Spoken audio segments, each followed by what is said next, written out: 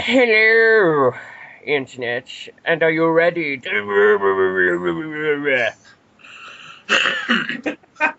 Ready to what? And the next week it'll just be, and welcome to Yes, No, the next week will be welcome to.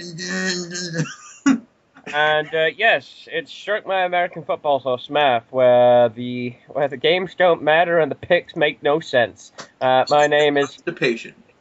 my name is Riddler, saying, Dolphins. I knew you were gonna lose to the Saints, but not that much. This is Rocktan saying, I trusted you experts and you fucking burned me. I'll never. Maybe I should stop trusting you. This is Ali saying I'm slightly worse than everyone else. Well, think about it like this. It seems Day and Nathan have completely given up on the pick'em. I'm third place by default. Mm-hmm. It's even more disappointing. So, let's see here. News in the league. Football Week 4 has happened. It was not a what the fuck week. Thank the Lord for that. It was not as much as what the fuck week as it was fucking week 3. That week, I'll never forget that. Jesus. News around the league. They are ready to play Fred Jackson, the Buffalo Bills, that he is definitely playing through his mild MCL sprain Thursday against the Cleveland Browns.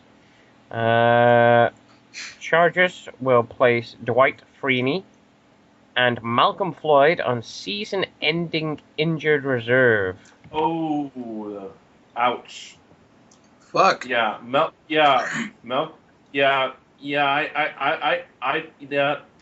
that bet. I didn't know no one knew how bad that injury Malcolm Floyd suffered was, but yeah, I feel that I hope he come. I hope he is able to come back next year. And Dwight Freeney is a great pass rusher. He deserves to have another. He deserves to have another run. Yeah, they're on season-ending IR. Just seeing Dwight Freeney because of his torn quadriceps. Cool. And Malcolm Floyd, I think it's because of a neck injury that Malcolm Floyd's in. Yeah, that was a neck injury. I just hope it's not. I hope it's not serious enough that his career is over. Well, he is expected to avoid surgery, so I don't think it's going to end his career, hopefully. My question is, who are they going to get to replace them? I guess. Is the Chargers season going to go well after this? My question being. They didn't really. I don't think they had the greatest defense anyway, even with Dwight Freeney. So I'm not sure. I'm not sure how big a blow that is for them, honestly. Well, talking about big blows, Darrell Scott, the third string running back for the New York Giants, finally, as the third string running back, this is like an opportunity of a lifetime. He made his first career start in Sunday's game against the Chiefs. Of course, the Giants went to lose that game against the Chiefs. 2 days after losing that game, they dropped him they got rid of him off of waivers. He is Darrell Scott is no longer with the Giants 2 days after his first career start. What the fuck? Wow. New York. What the fuck, Giants? You give him exactly one fucking shot. He does badly, which isn't completely his fault. You don't. So you just you give him a one and done. I've never fucking heard of that. The reason they're given for dropping him, the reason they're given for waiving him, it's to create roster space for offensive lineman Dallas Reynolds. the move Talk comes. about not even giving him a fucking chance. Yeah, the move comes as a surprise because Scott has led the backfield in snaps as the second leading rusher and primary passing down back. On the other hand, Scott dropped a pass and missed a block against the Chiefs. The 2011 7th-round pick has averaged just 3.0 yards and 27 carries over 19 games during the past 3 seasons. He was the third down pack on a team that is dead last in the NFL in third down efficiency.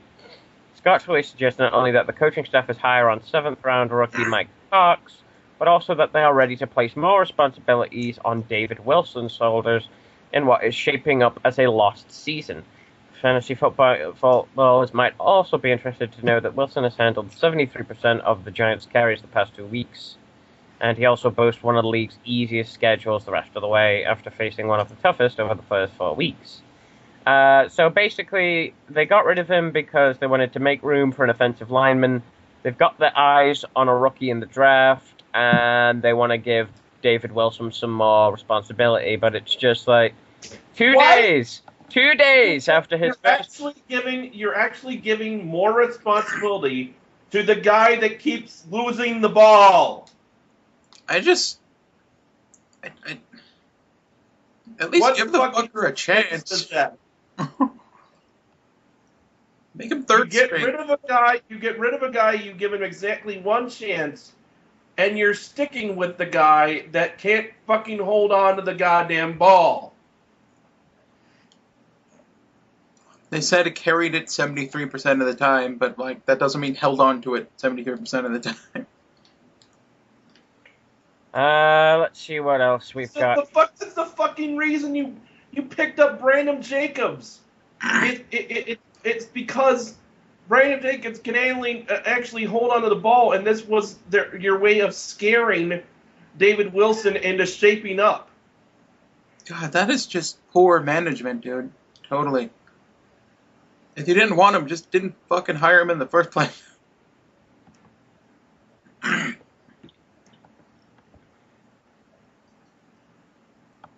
that all the news you got for her? Okay, we got some more Buccaneers news, because last year we were talking about Josh Freeman and how they wanted to get rid of him.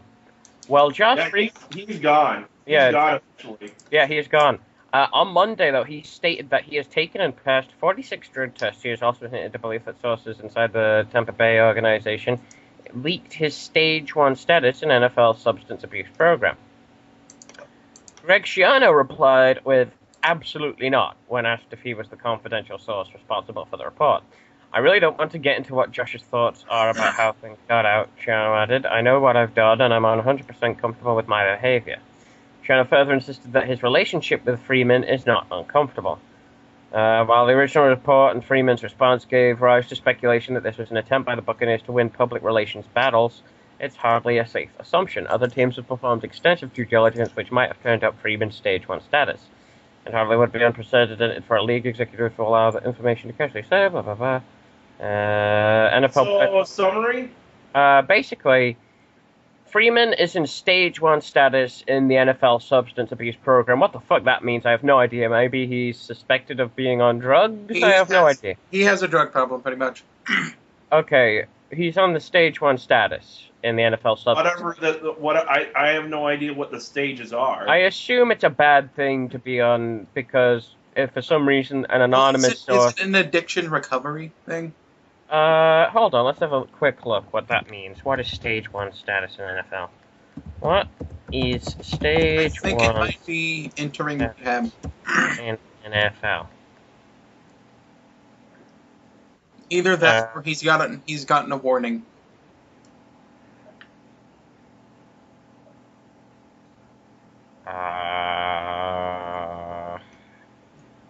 It is a drug program, apparently.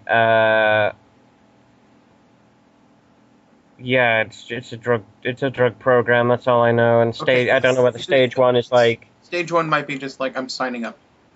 It might be, yeah. But yeah, basically, there's been some kind of PR battle between the Bucs and Freeman after this whole release shit. Exactly what, I have no idea. But Freeman not happy because Bucs released him is what I'm assuming here. And obviously he was trying, you need to be picked up by a different team. And then some information got leaked out that he was on stage 1 status in the substance abuse program, even though he comes out and he states that he's passed and taken 46 drug tests. And he also basically believes that the information that was leaked came from the Buccaneers themselves, kind of as like a final jab as they kicked him out the door, kind of thing. Yeah, that does seem like You're not good for our something- team. Also, you're a druggie. Yeah, that kind of thing, like a final jab. I mean, like, so you're basically like trying to deter. They're trying to further deter anyone from picking him up, which seems really. That's what he thinks. Yeah, and basically Greg Schiano came out a news. I can honestly, it does really seem like that. And Greg Schiano basically said that, he was asked if he was the source, and he said absolutely not. And he's come. Honestly, okay, he has a drug problem, but at least he's At least he's working on it. Well, teams need to know that as well. Actually, if they're that, so I think there's some kind of PR battle going on between Josh Freeman and the Tampa Bay Bucks. Maybe it's a case of Josh Freeman, baby wants his bottle, or maybe it is a case of the Tampa Bay Bucks kind of screwed him while they kicked him out the door. Don't let let's make the door hit his ass on the way out kind of mentality. My question is, was he trying to hide it, or was he going to tell them at one? By his statement, it seems that he was trying to hide it, dude, because he said he's taken him past 46 drug tests. A dude that's signing up for a drug abuse program wouldn't come out and say, "I've taken him past 46 drug tests." Yeah, why would a dude who's taken him past 46 drug tests sign up for fucking a drug abuse program? Why would he be in stage 1 of that if he's taken him past 46 drug tests? Is that true? Well, maybe those were recent drug tests after he signed up. Yeah, maybe. But, dude, 46 drug tests is an absurd amount of drug tests, and think of how often those are spaced apart. That would be like, there'd be like a drug test every month, roughly, I think. I don't know what it is. I'd say I would say more like every week. I don't know what it is, whether it's Josh Freeman, sour grapes, or whether it's Tampa Bay literally kicking it. It might be one of those everyone's fault situations. It might be in everyone's fault situations, but both of these are seeming to have like a little bit of a PR battle for the Tampa Bay Bucks and and Josh Freeman. Do you actually? My question though is, do you think Josh Freeman is going to be picked up by anybody, and if so, who? I don't think he is. I think he will.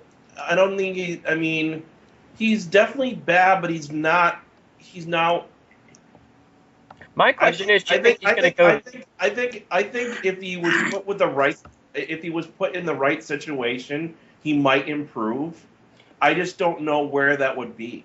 Okay, see, because I think he's going to go the Tim Tebow route. And I don't think he's that. I don't think I don't see that happening for him. I think he has talent. He just needs to work with the right people. Yeah, maybe, but well, hopefully they treat him better than the Bucks did, because yeah.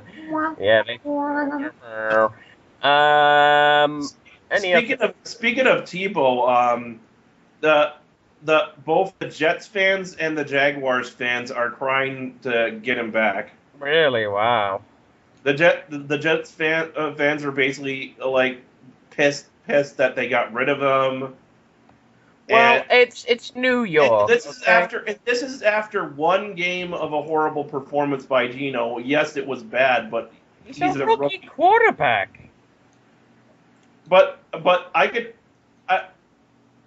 On the other hand, the Jags were so the Jags are so desperate that they actually flew a sign that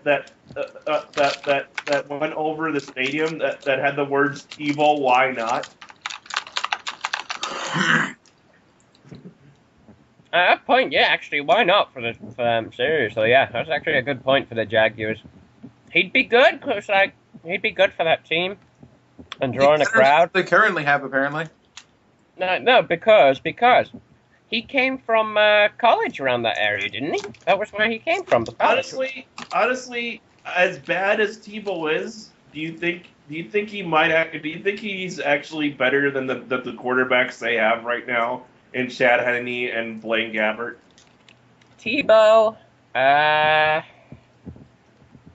don't know. Chad Henne and Blaine. I'd say Tebow's a step up from those two, at least. Yeah. If they're From those two, yeah. bad. From those two, he's a step up. I think the problem is the fans are looking to the wrong thing, honestly. I mean, yes, are their quarterbacks bad? Sure. Could they use a new one? Sure. But Tebow's not that much of an improvement, and that team has so many more issues than just their quarterback. And dude, it doesn't surprise me that New York's overreacting to fucking like one loss. It's fucking New York. By like losing one game, it's like, oh my god, okay, blow up the stadium, kill Rex Ryan, like send the team. Jets fans, I mean, I understand you hate that. I can understand the Jets fans hating this team to a degree. I mean, it's got to be suck to be a Jets fan. It's like. I'm trying to think of the guy who the Jets. The name. I'm trying to remember the name of the Jets quarterback that led them to a Super Bowl. Who was it again? Oh god. It was like Super Bowl 3, wasn't it? Hold on. Let me find out.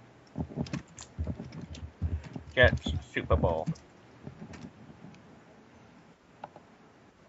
Joe Namath.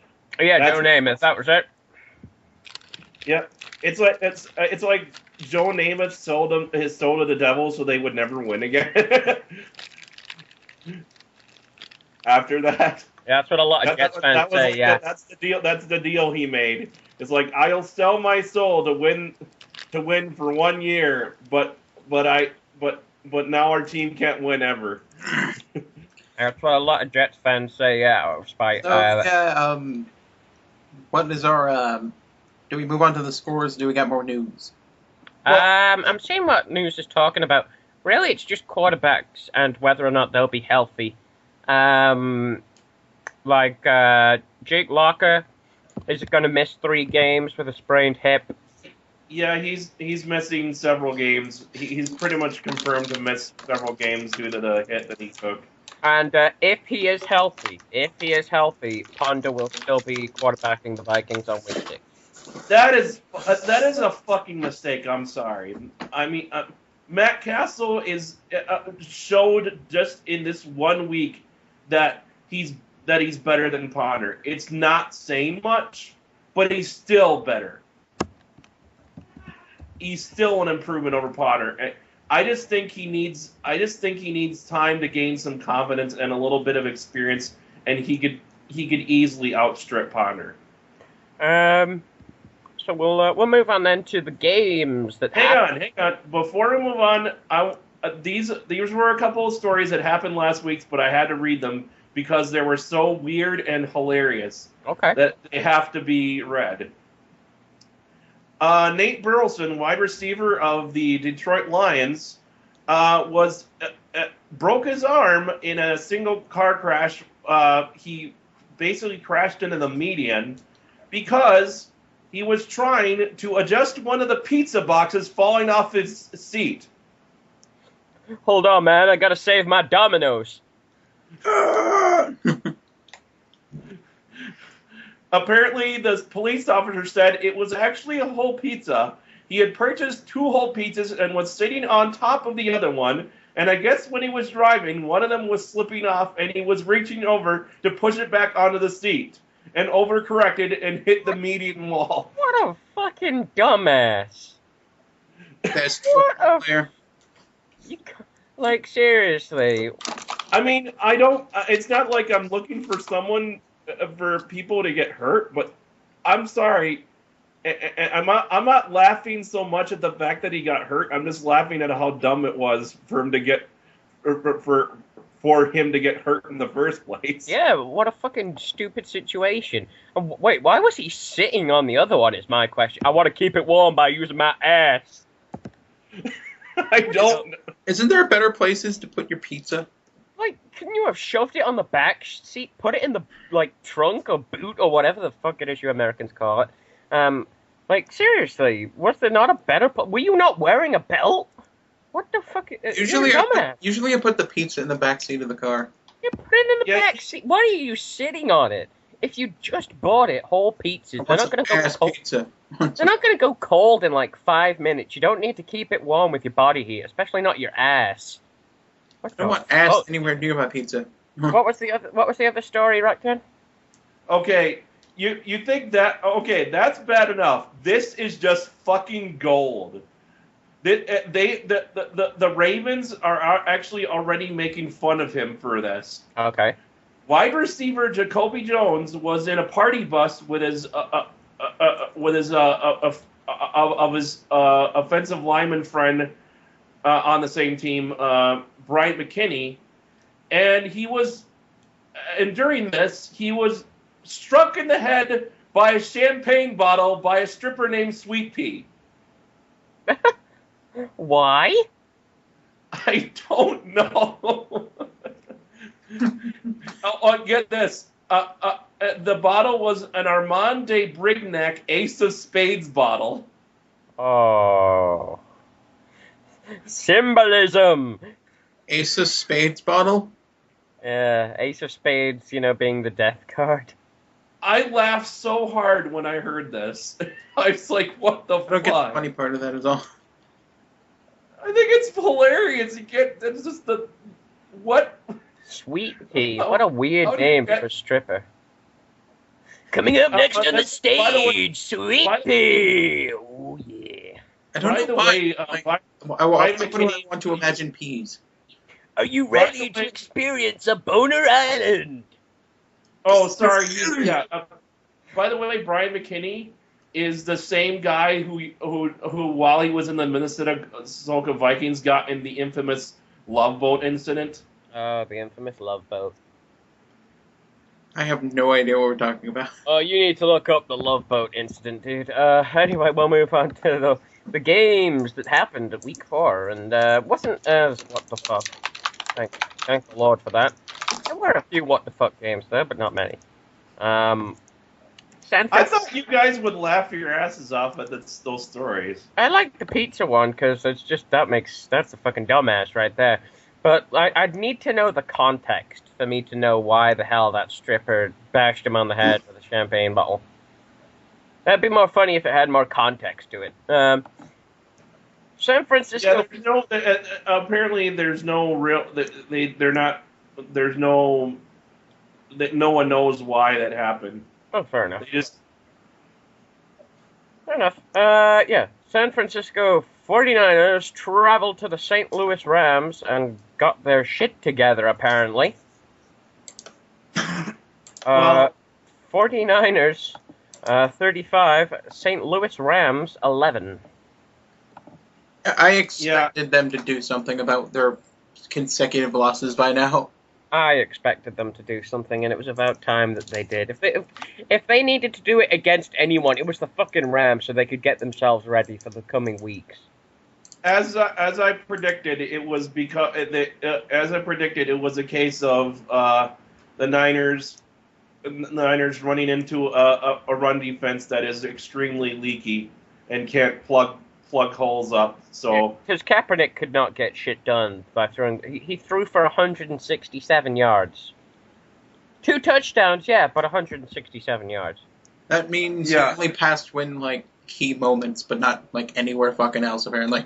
Yeah, Frank Gore 153 yards in this game. Ran 153. Ran his ass off.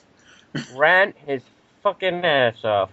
153 yards. He had 20 attempts. That's a 7.6 yard per carry average. Okay, he did. And this is his first 100-yard game of the season.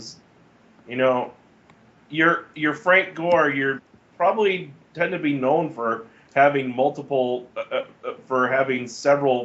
100-yard games in a row. Well, it's because the San Francisco O-line is a piece of shit. The O-line is a piece of crap, and the Rams were just a shit defense that the O-line could actually, do something against. So Frank Gore actually had a chance to fucking run in this game. Anquan Bolden received 90 yards for 1 touchdown. Sam Bradford, aka Bullwinkle, threw for 202 yards for 1 touchdown. Their top rush.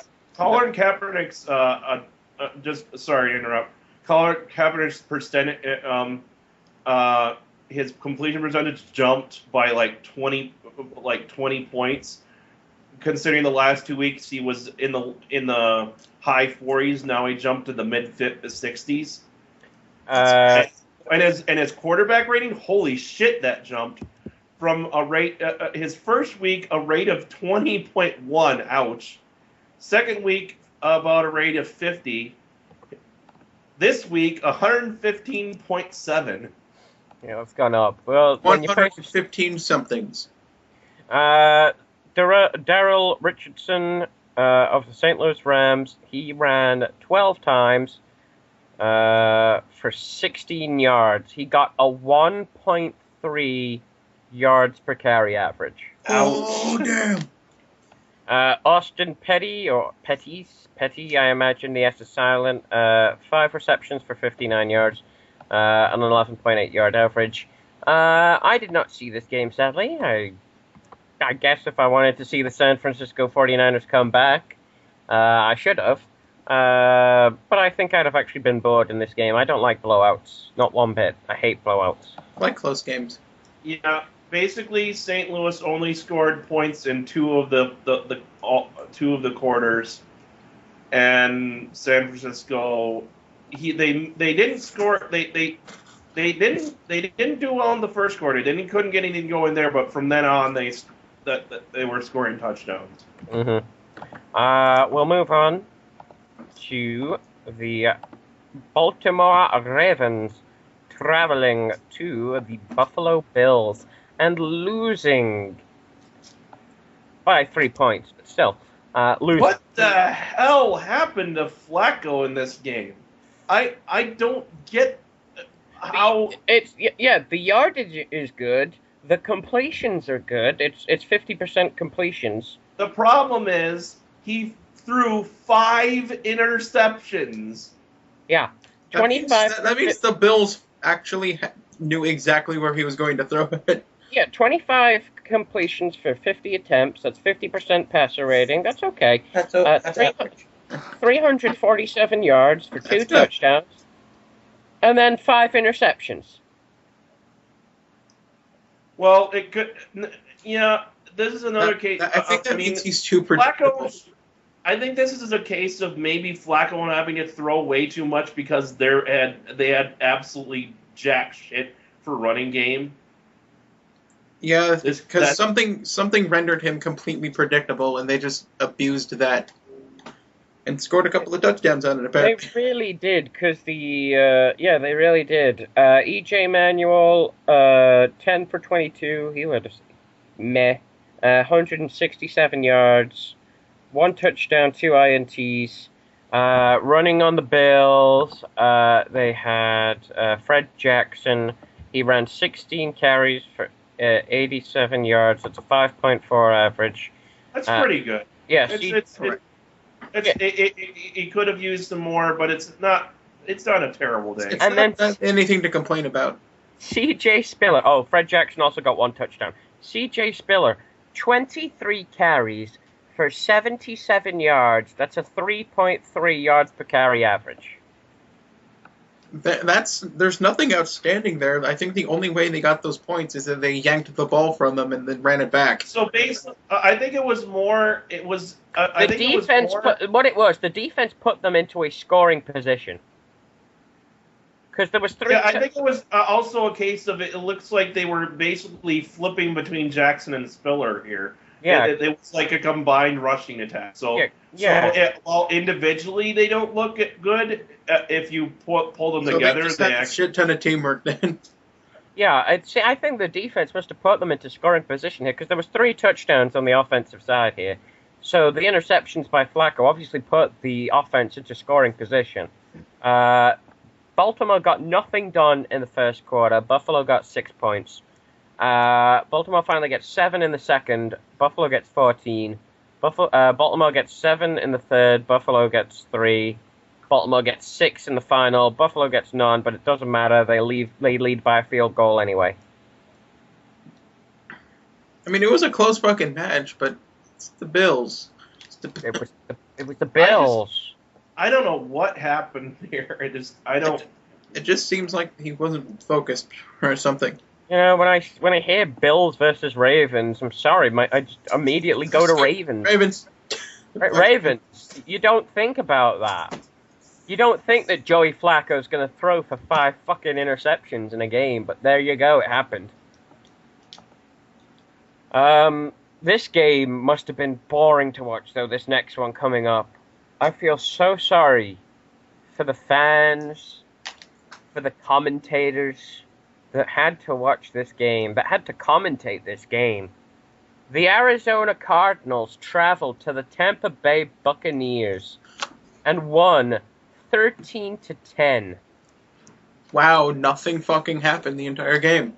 Impressive. Yeah, in fact, Tampa Bay could not get could not get a third down. They were struggling on third down. It was a battle of suck. Oh, no. Actually, it was Arizona, I think, that was struggling on third down, and they still won. This game, Arizona got nothing done until the final quarter. Tampa Bay was winning this game 10-0 until the fourth quarter happened, when Arizona finally came back and said, you know what, we'll score 13 points. Fuck it, just fucking 13 points. There, we win. It was 10-0 till the final fucking quarter. So did they get the 10 the first quarter? No, it was 7 in the first quarter. So basically, for 3 quarters, for about 2 quarters of this game, pretty much nothing was happening. Yes. And for at least a half a quarter, nothing was happening. Yeah, Read the stats. I want to be amazed. Tampa, right, so nothing in the first 3 for Arizona. First quarter for Tampa Bay, 7. Second for Tampa Bay, they got a fucking field goal. That was it for them offensively. And that was it for them offensively. And field goals are not just usually not interesting unless each quarter's roughly 45 minutes to an hour. So just imagine 2 hours of absolutely nothing happening. Field goal. The only time a field goal is actually exciting is when it's like an end of a game field goal and it's like a 50-yard fucking field, or it's like this long field goal that you don't think you might, you think you might miss, kind of thing. Now let's have a look at these stats, shall we? Oh man, Mike, the Arizona Cardinals. We'll start with the Cardinals. Carson Palmer. 21 completions for 38 attempts, 248 yards, 1 touchdown, 2 INTs. Not a bad day for Carson Palmer. It's Carson Palmer. That's a good day for Carson Palmer. He's an okay. I think the problem is 248. You would think he should probably have another touchdown there. Probably should have. Yeah, it seems like he's throwing a lot of yards, but he's not finishing it. Running wasn't so bad for the Cardinals. They had Andre Ellington, who ran 4 times for 29 yards. He had a 7.2 average. But then you had Rashard Mendenhall, who carried it 12 times for 21 yards. He had a 1.8 average in the game. Yeah, they did not run the ball. They weren't running. But yeah, it's like they got a lot of yards, but they just, when they got near the goal, nothing. They just couldn't do it. Nothing happened. Michael Floyd, 5 receptions for 87 yards. And Larry Fitzgerald, 6 for 68. Mike Glennon had a meh game. 24 completions for 43 attempts, 193 yards, 1 touchdown, 2 INTs. His percentage rate of 55.8 and a quarterback rating of 55.7. So meh. 50. Yeah. You got a really mad quarterback. Rushing. Doug Martin had a terrible game. 27 carries for 45 yards, 1.7 average. Wow, their offensive line blows. Yeah. If you're carrying the rock that many times and only getting 45 yards, your offensive line is not doing your job. And especially against a Cardinals defense, which really isn't that great. It's not. And then you have, Deshaun Gold. They're definitely not like a fear defense, you know. And then there's Deshaun Goldson, who carried it once for 22 yards. Receiving, they've got, excuse me, they've got Timothy Wright, 5 receptions for 41 yards, and they got Mike Williams, 4 for 38. Yeah, receiving and rushing, they didn't really have much. Didn't have much. This game must have sucked. Well, rushing was terrible. Receiving was kind of. But hey, you know who didn't suck for once? Your Minnesota Vikings, Rocktan. Yeah. They beat the Steelers, who aren't doing that well. They beat the Steelers. Honestly, they did kind of suck, and at least they almost the Steelers almost sent this game into overtime. They could have. I mean, their secondary still sucks. Their offensive line still needs improvement. But at least for once, they actually opened up some lanes for shit to happen. I gotta say, your observation is right. If they weren't able to score as many times as they did, they probably would have lost. They would have lost this game, honestly. I was gonna say you're right about one thing. They just let points through like an open fucking channel. They really do, because Pittsburgh's not been doing well. Only the Vikings won. They just outscored them. Yeah, really. I mean, we generated a pass rush. Jared Allen finally got some sacks. In fact, like 2.5. Yeah, let's have a look at the stats here for Vikings Steelers. We'll start with Big Ben rapes a lot. 36 for 51. Ben, fuck your sister. Yeah, Big Ben rapes a lot. The Ben who had a picture next to Big Ben. Can I just say, if you do go to the game center for this game and you scroll down and you look at Ben's face, that looks like a rape face right there. Seriously, am I the only one who wishes, like, if he's going to take a picture outside of Big Ben suddenly comes to life and like just and then just Look at that face. That's a rape face right there. Like it decides to, like, it suddenly becomes like an animated entity and then smashes and then smushes him with its clock face, and then gets back up and's like, I didn't do nothing. I'm just looking at these pictures. Big Ben with a big rape face, and Matt Castle looking like a young Billy Kidman. Oh. Before he got fat? Before he got fat and had long hair, yeah. Big Ben rapes a lot, 36 for 51, 383 yards, 1 touchdown, 1 INT. Matt Castle, 16 for 25, 248, 2 touchdowns. He had a better game than Christian Ponder does. Again, this. Why are they keeping Christian Ponder playing? You know what? Honestly, what they should do is play him one more game and see how he does. And if he does well, then keep him and keep playing him. They have no reason to suddenly switch. They have honestly a dumb as fuck. They have dumb as fuck reason to put Christian Ponder back, and that's because he's your number one starter. So fucking what? There should. I don't understand why there was not a competition between these two. They were pretty much committed to Ponder the whole way, and the fact that Matt Castle was okay with that just fucking. How much are they paying Christian Ponder? I don't know. Because they might be wanting to get. They might just want to get their money's worth, dude. Well,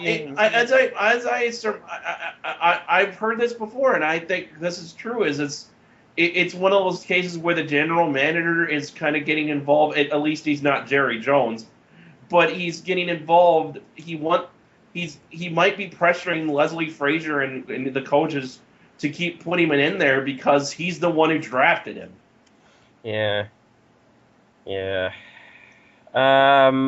We'll go on to rushing. Le'Veon Bell. I hope I'm pronouncing that right. Le'Veon Bell. Le'Veon Bell. Le'Veon Bell. 16 carries for 57 yards, 3.6 average, 2 touchdowns. Antonio Brown, 1 for 10. Minnesota Vikings. By the way, Le'Veon Bell scored the first rushing touchdowns that the Steelers have had going back since this is going back to week 15 of last season. They had not scored a rushing touchdown since then until this game. Yeah, they had nothing they had no running game before Le'Veon Bell finally got healthy. Yeah. AP. He ran 23 carries for 140 yards, got a 6.1 average, 2 touchdowns. Matt Castle, 2 carries for 5, 2.5 average. Receiving. Go ahead. Sorry. Oh. Well, I was gonna say like the difference. The only thing that Ponder really can seem to do well is he's a runner. He's good at running. He's a good running quarterback. He can sneak up on you if you're not careful. Yeah, that's true. He can. Receiving, Jericho Cotchery, 5 receptions for 103 yards. Antonio Brown, 12 for 88. They could not cover Antonio Brown.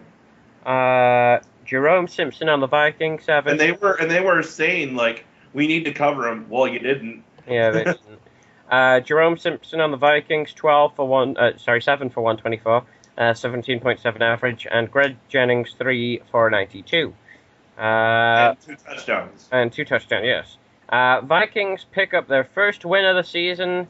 Steelers are winless. I like this because it's Ben, but I don't. I feel bad for Mike Tomlin. I mean, Mike Tomlin's a good guy. Yeah, Mike Tomlin's a good guy. Yeah. I mean, he actually made it. He actually was saying like, he was saying if there's, he's looking for people who are actually even if they're losing, at least they're showing effort. And he basically said if they're not showing effort, then they're not going to be part of his team anymore. It's something to that effect. He actually said that. Well, that's good. And I mean, like, yeah, he is one of those like coaches that can get in your face and like, tell you, what the fuck is wrong with you, man? He's one of those coaches that will get in your face and say you need to get your shit together. I like coaches who do that because it's just like they're completely honest about it. Speaking of people who need, but the other thing is like, I wanted to say, is it just me, or does it seem like this team is trying to sabotage the season? Like players on the team are trying to sabotage it, and another thing is, I wonder if one of the coaches isn't, because Todd Haley, I don't know if you know this, but Todd Haley, the offensive coordinator, and Ben Roethlisberger do not like each other. Well, it could just be a case of Big Ben's not listening to him, if that's the case. It could literally just be a case of Big Ben is not listening to the offensive coordinator, and he's fucking up because of it. And the team's fucking up because Big Ben doesn't need it. Yeah, he might just think he doesn't need it. And I'm sorry, Big Ben. Actually, no, I'm not sorry, because you're slime. You are not Peyton Manning. You cannot coach a team on the field like Peyton Manning can. You're not him, okay? You need a fucking offensive coordinator to tell you what the fuck you need to do. And yet Skip Bayless of the first take of ESPN's first take was predicting this team to get in the playoffs. Yeah, they're totally going to win their going to win their next 12 games, Skip. And he was still predicting them to do it even at 0-3. Oh, they're totally going to win their next 12 games, Skip. Yeah, you got to kind of eat your words at this point, Skip. They're not getting there. They're not fucking getting there, Skip. No. It would. I mean, the entire team would suddenly have to be playing like out of their just like it would have to be a massive fucking turnaround at this point for them to get. I mean, things can happen. I mean, I'm not saying that things can happen sometimes. Suddenly, a team can suddenly turn it around and everything starts to work. It does happen. People can come back from bad starts, but I don't. It's kind of hard to see it happening at this point. Speaking about a team that needs to turn it around, but probably won't. The New York Giants. Woo, boy! The New York Giants traveled to the Kansas City Chiefs and lost 7-31. Wow. The Chiefs are for real at this point. The Chiefs are fucking for real. And the Giants are not just for real. The Giants and the Giants are in fucking shambles now. Tom Coughlin has no idea what to do with this team. Eli Manning has no idea what to do with this team. Tom Coughlin doesn't know. Nobody fucking knows what to do with this team. Tom Coughlin, you'll see it in games. He's just looking confused as fuck as to why this is happening. And to be honest, everyone's confused as fuck as to why this is happening. And this was a case where, I mean, like, Eli Manning only had one pick, but his percentage was, wow. 18 completion. 18 for 37 for a 48.6. And coming down from an average of only, and his average has been just not your typical Eli Manning. He's down to like the 50s. Well, is that really his fault, or is it just his team? It might be his team, honestly. You can't blame Eli Manning for the way that just how lackluster the rest of this team has been. He also fumbled twice. A quarterback, yeah, but that's the O-line letting the people get to him in the first place. You don't fumble a ball when there's nobody near you. You don't fumble a ball when there's nobody fucking there. I think this is a case is probably something horrible has gone wrong with this offensive line, and they're just not blocking. They couldn't stop anybody, and it's causing Eli Manning is one of those quarterbacks that just if he can be a great quarterback if he gets time to do what he does best. But if he's not getting time, Eli can get the ball where it needs to. He's one of those quarterbacks who he turns it into a joke. You know, he doesn't know how to handle the pressure. Eli can get the ball where it's going. It's just he needs time to do it. He needs time to do it, and he needs his team to be fucking on the same page as him. And this team is not on the same page as Eli Manning for whatever fucking reason. They could not stop anybody on the Chiefs. Dexter McCluster returned an 89-yard punt for a touchdown. Holy fuck. 89-yard punt returned by Dexter McCluster. Alex Smith threw 3 touchdown passes, even though he got 2 interceptions. Fucking Jamal Charles was one of them. Seth McGray was one of them. Oh, wait, what's it? McGrath? What's his fucking name? Sean McGrath was one of them. It was the only thing really. The big highlight for the Giants was the scoring play. and Eli threw to Victor Cruz for a 69-yard touchdown. That was it. They sacked Manning 3 times. They couldn't stop anybody. They could not stop the Chiefs one bit, and it really does look like it really just does look like his team did nothing. His team really did nothing. Talking about a team that did fucking nothing. Oh my god, this game. Indianapolis Colts 37, Jacksonville Jaguars 3. Yeah, Blaine Gabbert returning did absolutely fucking nothing. They got a field goal in the first quarter and couldn't do jack shit afterwards. This team is I honestly thought the Jets were the joke. No, it's the fucking Jags, man. Jags. This entire organization. Oh, by the way, I forgot to mention such a joke. I mean, at least the Jets are going to be able to keep their team. But the Jaguars have such pitiful attendance that they're trying to encourage people to come to their games by offering free beer, for God's sake. I feel bad for these guys to the point I don't think I can hate them. I don't hate the Jags. No, I feel sorry. Really sorry. I feel really sorry for them. I don't know what they did. Should I even go into the stats for this game? Yes. Should I even bother?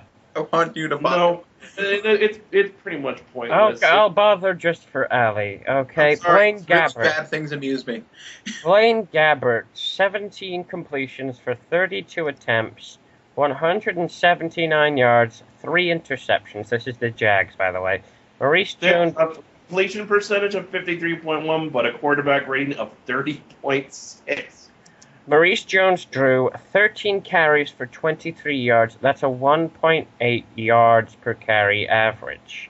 Blaine Gabbert, 2 for 10. That's a 5 yards. You getting enough about that? You getting enough about that big investment you paid him for, Jaguars? Your offensive line can't. I'm not gonna say. I think Maurice Jones-Drew is talented. It's just you don't have enough. If there's any team that does not have an offensive line, it's this one.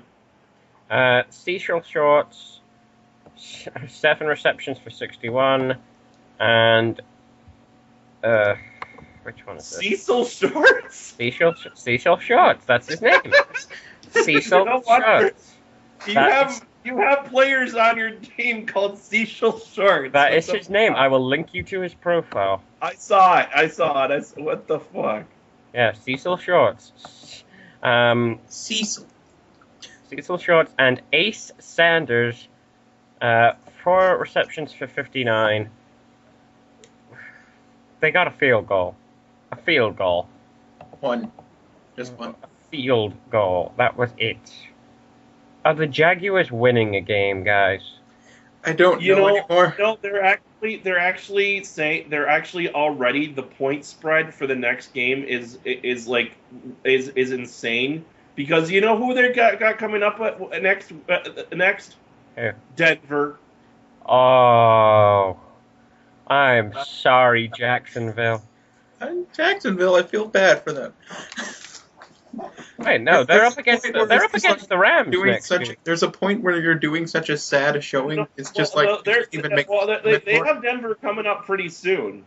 They have Denver. I'll tell you when they've got Denver coming up. Yeah, they're against the Rams this week. They're up against Denver next week. Week 6, they're up against Denver.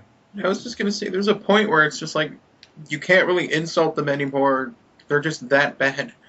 And then Denver's going to come along and, oh, God. And they're live. It's going to be like 54-1. And they're the only chance Jacksonville has to win a game right now is against the Rams. And if the other team doesn't show up. If the other team does not. The only chance the Jaguars have to win any game is if an actual Jaguar comes out or onto the field and starts attacking the other team's players. I'm actually This is our just new seeing. I'm just seeing who's next in who they've got in their schedule. So they've got Denver at week 6. They just wait for the other team to come out of their locker room, and then they send the Jaguar out. They're against the Chargers in week 7. They're against the 49ers in week 8. Oh god, it just doesn't get any easier for them.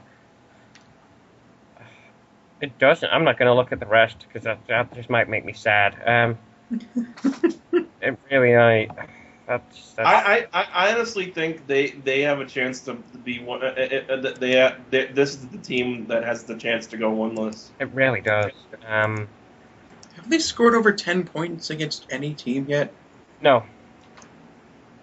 Really? I don't think. I don't think they have the smallest. They have they have a chance to beat the Rams, but it's very slim, honestly. I don't even think they could beat the Rams. You know what's funny? They had a 3% chance. They had this 3% user consensus on the Jaguars, and they scored 3 points. Just the amount of percentage. That's what we're going to score today, boys. We'll move on to the Seattle Seahawks traveled to the Houston Texans, and they won by a field goal. I wasn't scared at first that Seattle I was like, holy crap. I didn't expect them to win, even if I went for them. Here's the thing: is that Matt Schaub did it looks like he had a good day. He had I don't understand this. Dude, it was a field goal that came in over. I don't get this at all. 31 out of 49, 63 percentage, and not bad. 355 yards. That's not anything to complain about, and he had a better quarterback rating. Here's the problem: 2 interceptions, and that was kind of that. The last one was what I think it was the last one that killed him. Yeah, basically, in the fourth quarter, Matt Schaub got intercepted by Richard Sherman, and that was what sealed it in the fourth quarter. But considering that performance, I don't get. I don't think he's definitely not the greatest. He's obviously has talent. He's definitely talented, but I don't get this honestly. Now that I see his stats. There was a report that the fans were so unhappy with Matt Schaub's performance, the Texans fans, that they actually were someone tweeted a pic of fans actually burning Matt Schaub jerseys outside of the stadium. Jesus. People are way too passionate about that shit.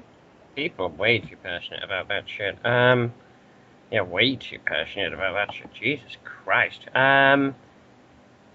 Yeah, this came down to a field goal in overtime. So these two teams, they had a close game. This wasn't like they just happened to get a field goal earlier in the game and managed to keep them to 20 points. No, this ended in overtime.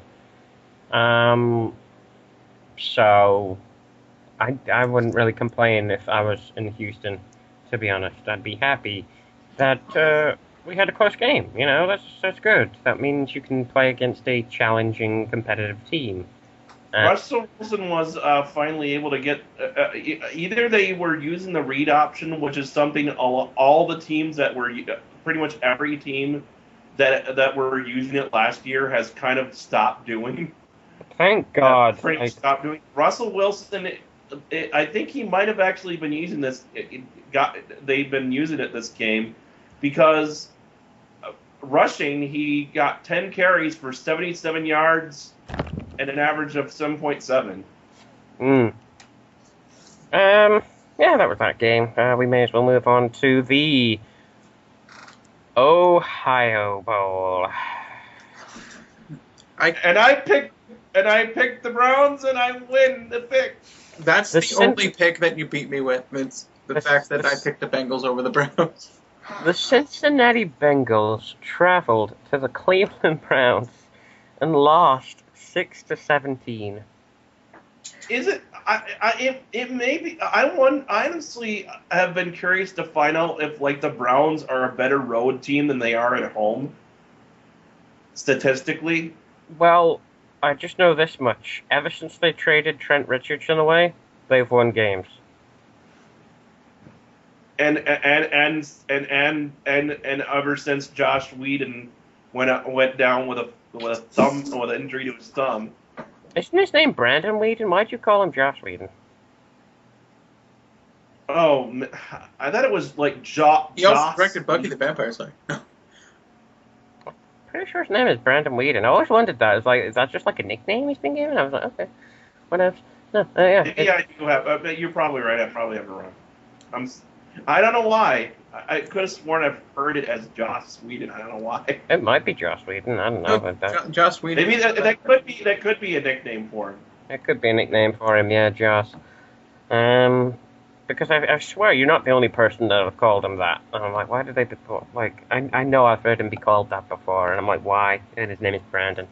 But yeah, it might be a nickname. I don't really want to go into this game. It was the Ohio Bowl. Both teams suck. Moving on. Yep. The Chicago Bears traveled to the Detroit Lions and lost. They lost hard. They lost. I mean, the score looks closer than it really honestly was because, I mean, the Bears managed to make a comeback, but they were before they made that comeback, in the fourth quarter, they were losing 40 to 16 at one point.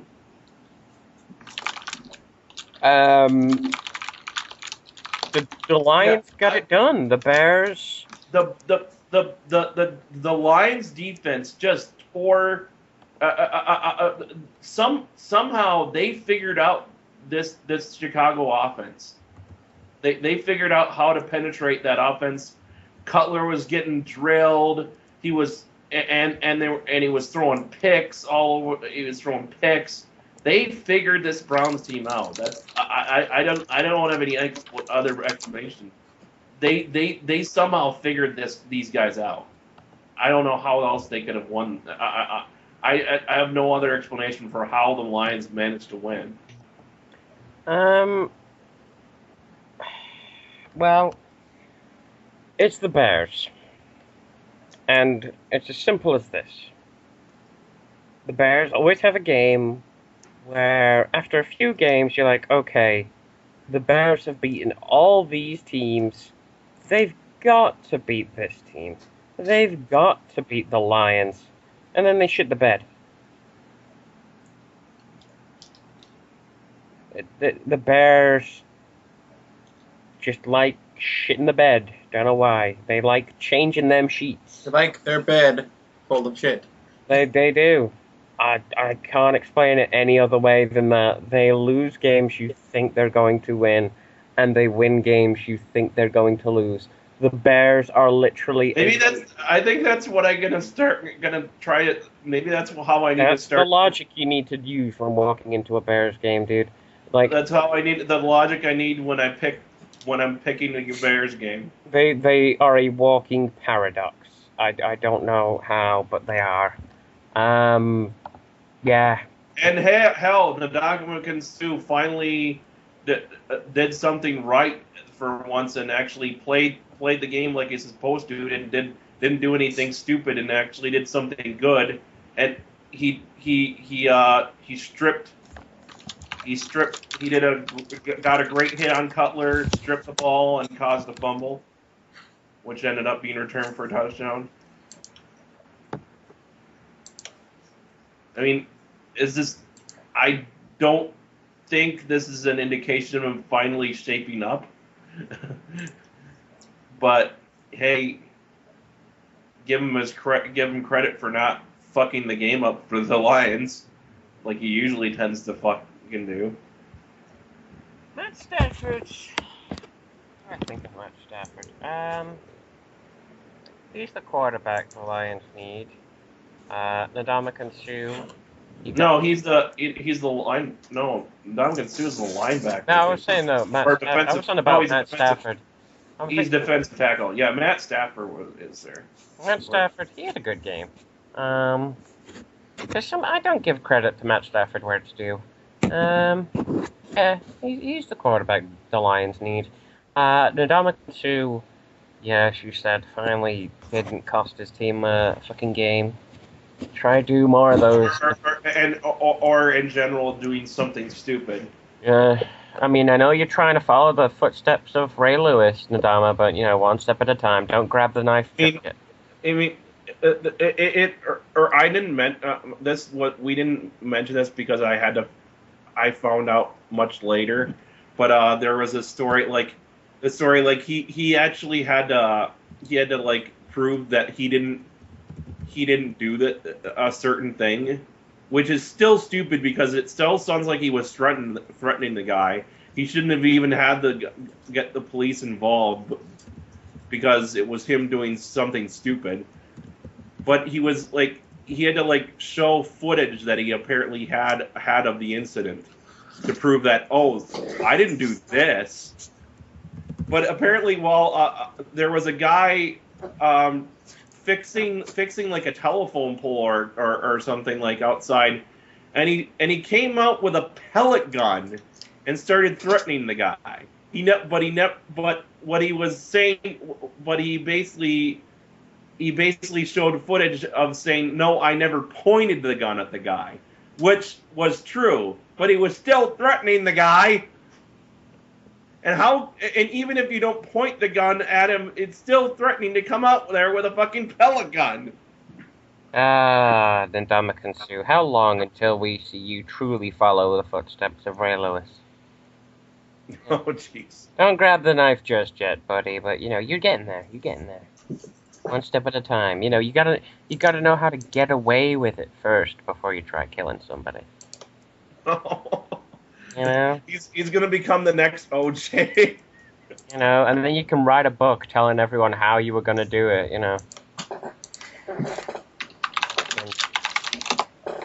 Why was that?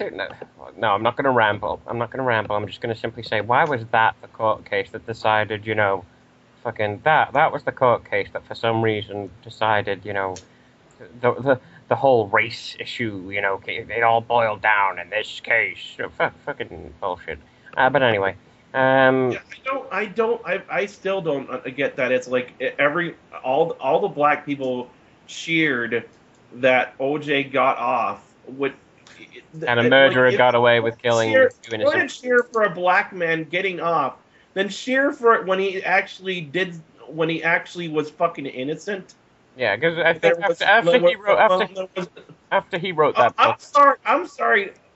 OJ, no matter what the jury says, OJ is fucking guilty. Oh yeah, he is. Dude, he wrote a book detailing exactly how he would have done it. That's basically a confession. He wrote a fucking book saying, if I did do it, I'd have done it this way.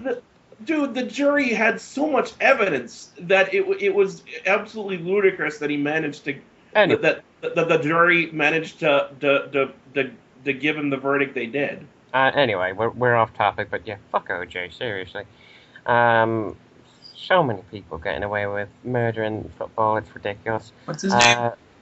O.J. Simpson. I mean the other one. Ndamukong Suh. Ndamukong Suh or Ray Lewis? Do you mean the other murderer that got away with murder? The murderer got away. Yeah, Ray Lewis. I'm trying to figure out how to fucking spell it. Ray Lewis. R-A-Y-L-E-W-S. No. I think he's. Ndamukong Suh? He hasn't gotten away with murder. He's just done. It's hard to spell Ndamukong Suh. Hold on. No, he hasn't gotten away with murder just yet, but he's getting there. It's a really tough name to spell. It is a really tough name to spell, Ndamukong Suh. Anyway, the New York Jets traveled to the Tennessee Titans and lost 13-38. I switched my pick here. and I'm happy I did. You switched it to the Titans? Yep. Yeah, I wish I did. I wish I did. Mike Greenberg of the Mike and Mike Show basically made this one of his stone cold lead pipe locks that the Titans would win, and apparently he was correct. Well, fuck you, Mike of the Mike and Mike Show. How about that? Either of you, Mike. No, those guys are cool. Mike Greenberg and Mike Golick of the Mike and Mike.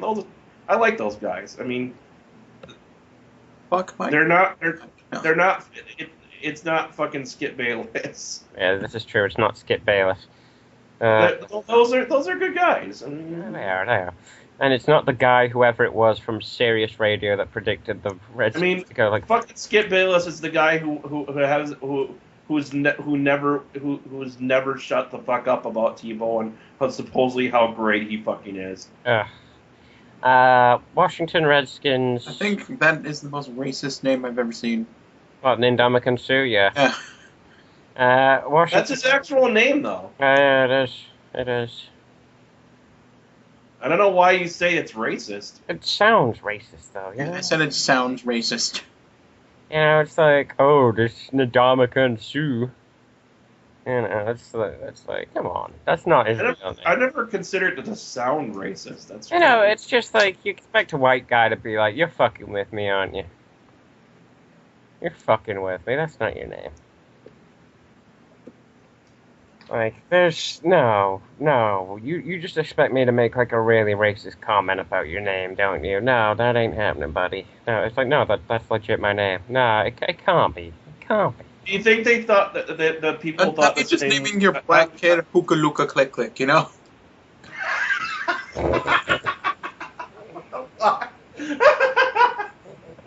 Wow, Ali, dude. I wanted me to explain why. He's got a point. That is exactly what it is like. Do you think it was the same thing when people found out his name was Barack Obama? I don't. Our current president. Yeah, maybe. I thought like they were expecting a really black guy, and then it was like, oh, he's not as black as Barack, you know. But no, yeah, the racist Washington Redskins, you know, because of their name. Washington racists. The Washington racists. I'm not going to talk about the Jets game. I don't give a fuck about the Jets. Fuck them. Well, there is one thing I want to say about the Jets game is that, I mean, Geno Smith had a bad game, so bad, in fact, that he actually, during the game, created his own, managed to do his own version of the butt fumble. Butt fumble? Yeah, there's a clip. You can actually find a clip of this. Basically, one of the Titans was coming after him, and he tried to switch the ball behind to his other hand behind his back, and it bounced off his ass. And he fumbled it, and they grabbed it. You could bounce a football off that ass. It's not as embarrassing as when he ran into the guy's ass, but still. You can bounce a football off my ass. He licked butter off his thigh. That should be our butter off them thighs. That should be our fucking motto. Like the C Show has little taglines. It's stroke my American or S.M.A.F. You can bounce a football off that ass. You can bounce a football off that ass. Washington Redskins 24, the Oakland Raiders 14. Who didn't see this coming? Seriously, the Washington Redskins were going to win eventually. I don't think they're at their A game yet, but I do think they. Honestly, this game did not start off good for the Redskins at all. The Oakland scored Oakland scored twice in the first quarter, and the Washington didn't. But then the problem is the Raiders didn't score again after that. RG3, 227 yards for one touchdown. Their top rusher... Excuse me. Their top rusher... Sorry, I had a frog in my throat. The top rusher was Alfred Morris, 71 yards for 0 touchdowns. And their top receiver was Pierre Garçon, 59 yards for one touchdown. Yeah, go Sol. One of the funnest, probably the only French player in the league, I think. Yeah. Well, at least the only player with a French-sounding name. Matt Flynn. Yeah, Did you have to be American to play in the NFL? No. Hell no. I mean, the Dominican Sue, obviously. No, he's American. They're not. Hackalulu click click. Hackalulu click click's American. No, dude, they've had Europeans playing.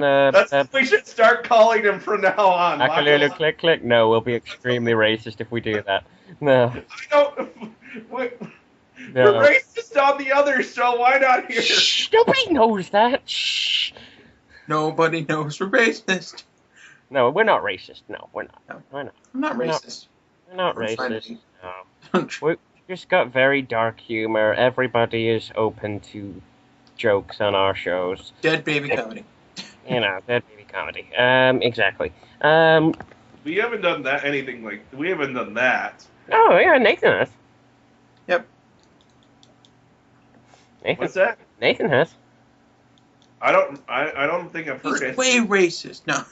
No, he's way racist. No, he's not. Nobody's racist on this. No, I mean I've never heard Nathan make a dead baby joke.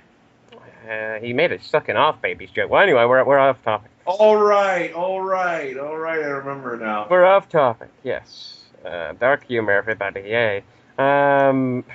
Yeah, the thing about the Raiders is they had Matt Flynn instead of their normal quarterback, Terrell Pryor, because he's out with like a concussion. Yeah, he did 227 for one touchdown.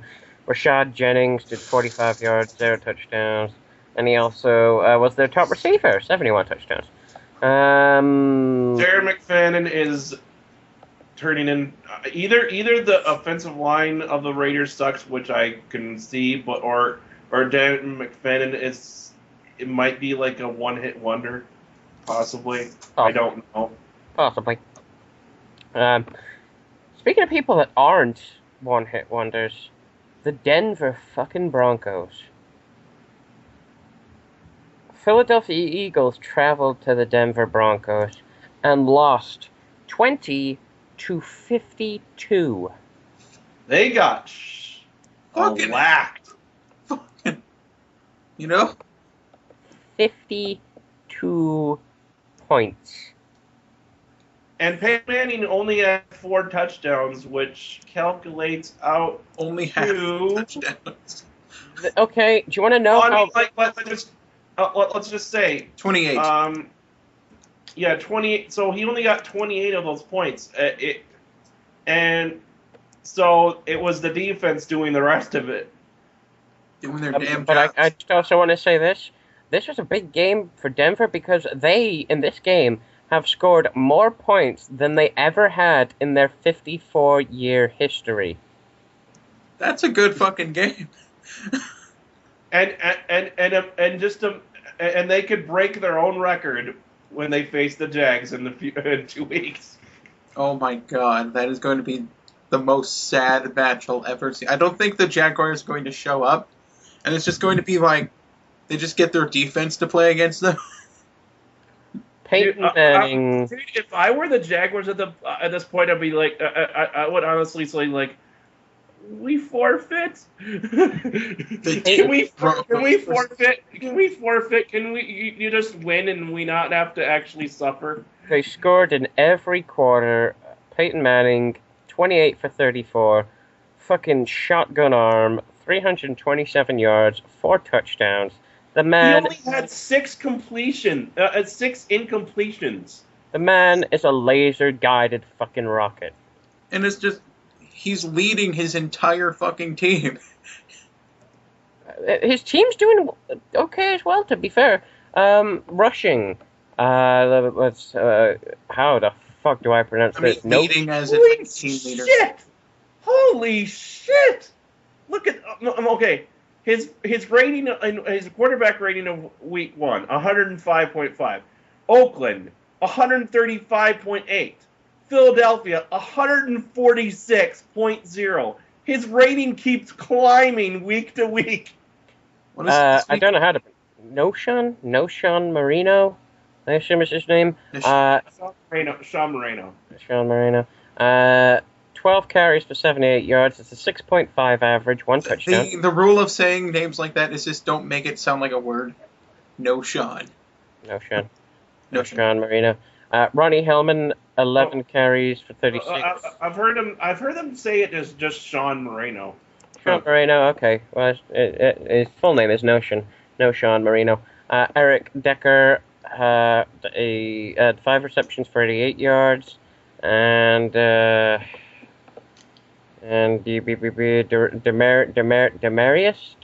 Thomas. Demarius Thomas, yes. Demarius Thomas, 9 for 86. What is with all these fucking weird names?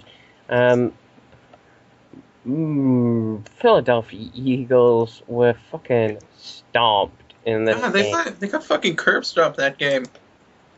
Michael Vick, 14 and 27, completion rate of 51.9.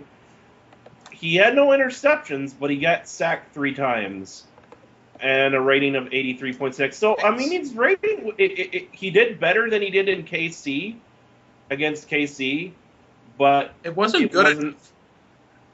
Unfortunately, it wasn't enough. The rest of his team didn't do much for him except for LaShawn McCoy, who had a defense might be shit though. He had a decent day. The problem is he couldn't get into the end zone. Lacking we'll move on then to the Dallas Cowboys. Traveled to the San Diego Superchargers and lost. The Superchargers. Dallas Cowboys 21, Superchargers 30. But don't think this game was as close as the score might entail. This is how the score went for the box. First quarter, Dallas nothing, San Diego 7. Second quarter, Dallas scored all of their 21 points in the second quarter. San Diego 6. San Diego third quarter 7. San Diego fourth quarter 10. Dallas Cowboys imploded in the second quarter and then farted for the rest of the game. What the fuck? I don't get it. Okay. Sure. That's why they scored all their points was in the second quarter. 21 points for Dallas in the second quarter. That was it. That's amazing. Yeah. Tony Romo had a decent game. He didn't throw any picks, but he did get sacked. He threw 2. Oh no, he didn't. He didn't throw any picks. But he did get sacked 3 times. Good for him. Philip Rivers, 35 for 42, 401 yards, 3 touchdowns, 1 interception. Hey. This guy's like a fantasy sleeper, I think. Oh yeah, Philip Rivers, definitely. He's better than people think he is, but yeah. He did have 1 pick. 1. But he had, considering this season, which has kind of been, kind of in between for them right now. They won 2-1. It's not a bad. It's a decent start. Yeah, this is the first pick that Philip Rivers has thrown all year, actually.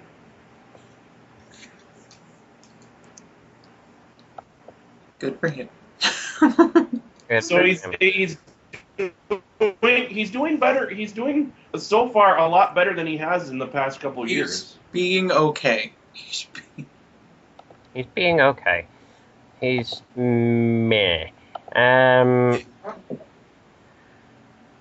We'll move on to a team that finally got their head out of their fucking ass. The New England Patriots traveled to the Atlanta Falcons and did what the Patriots do. Find ways to win. New England Patriots 30, Atlanta Falcons 23. And this is the one that I switched to pick the Falcons because I heard that like 90% of the football experts were all picking Atlanta to win this. No one in the world that thought New England could win this. I mean, they were without 2 of their receivers. Amendola was inactive. Rob Gronkowski did not play. He was inactive. By the way, what's really funny is Bill Belichick has always been straightforward and whenever he gives an interview, he only tells you what he seems like the kind of guy who only tells you what he wants you to know, and he doesn't tell you anything else. What they were asking him, what's the word on how Gronk is looking as far as injury, what's Amendola looking at, and all he would say is, "Oh, he's inactive." That's all he would respond with. Yeah. Yeah, it seems like, just from that little bit, it's like Bill Belichick will only tell you what he wants you to know, and nothing else. When will he be back? Sometime. And I guess that's his way of eliminating any drama surrounding the team. You know? Yeah. Tom Brady, 316 yards for 2 touchdowns. LeGarrette Blount ran. Thank you for trading him to my team. No worries. Well, dude, who was it that you originally had? Russell Wilson. You had Russell fucking Wilson. I had both Aaron Rodgers and Tom Brady on my fucking fantasy team. I was like, I gotta give him somebody. You gave me the wrong somebody. Gave you the wrong somebody, but still. LeGarrette Blount, 64 yards for 1 touchdown. I did give you the wrong somebody, damn it. And Kimbrell Tompkins, 127 yards. I guess you didn't. I mean, I guess maybe you expected Tom Brady to. I mean, maybe have not quite as good a year. Well, yeah. Yeah. Essentially, yeah. He's getting on in years, dude. Yeah, he's getting on. He's not Peyton Manning old, but he's still old. He's getting there. He's getting to that point where, it's considered old to be a quarterback now. Matt Ryan, QB for Falcons, 421 yards, 2 touchdowns. He still lost, though. Jacquizz Rodgers, 30. Yeah, the problem is, for all the yards, he got a 60%. Yeah, he could not complete. And he threw a pick and he got sacked twice. Tony Gonzalez, 149 yards for 2 touchdowns. Speaking of old motherfuckers, Tony Gonzalez, that guy, on forever, and he's still good. Still good, still fucking good. Old as fuck though, but still, yeah. If it ain't, if he ain't broke, don't get rid of him yet. He had actually apparently they were saying he actually asked us what was not going to play until his kid said it was okay. Aww. We'll move on to this game. He basically asked his kid if This game. Yeah. I knew it was going to happen. I was hoping. I was praying for a miracle. I was praying for angels in the outfield, but they were helping the wrong fucking team. The Miami Dolphins traveled to the New Orleans Saints, and they were fucking blown out. Yeah, Drew Brees is This was all Drew Brees. Drew Brees is the other Peyton Manning. This was all fucking Drew Brees. Peyton Manning is the Peyton Manning of the NFC. Drew Brees is the Peyton Manning of the AFC. He's a fucking surgeon. Drew Brees, this game was all fucking Drew Brees. 30 for 39, 413 yards. 30 for... Wow. Holy crap. Yeah, Holy 400. Shit. I didn't know he was that good. 413 yards, 4 touchdowns. God damn. Now, Ryan Tannehill did not have a good... That Miami defense, which is way better than they played in this game, just look lost and confused. This was a bad game for Dolphins. You expect a bad game every now. This is a young team. They're gonna have bad games. And I'm glad that they had their bad game against the Saints, to be honest, and not against a team that they should beat. Because I knew they were going to lose against the Saints. If there's any honestly Achilles heel I can see of the New Orleans Saints right now, they have a great team right now. I mean, yeah, you have Drew Brees, obviously. You have some good receivers. You have Darren Sproles, who's awesome, and you have and your defense is way improved from what it was last year. Their Achilles heel right now is the fact that they don't have a running game. Poor Ryan Tannehill in this game. The Saints' defense was all over Tannehill in this game. They're not a runner, but they're consistent enough, and Breeze can get that ball pretty much anywhere the fuck he wants.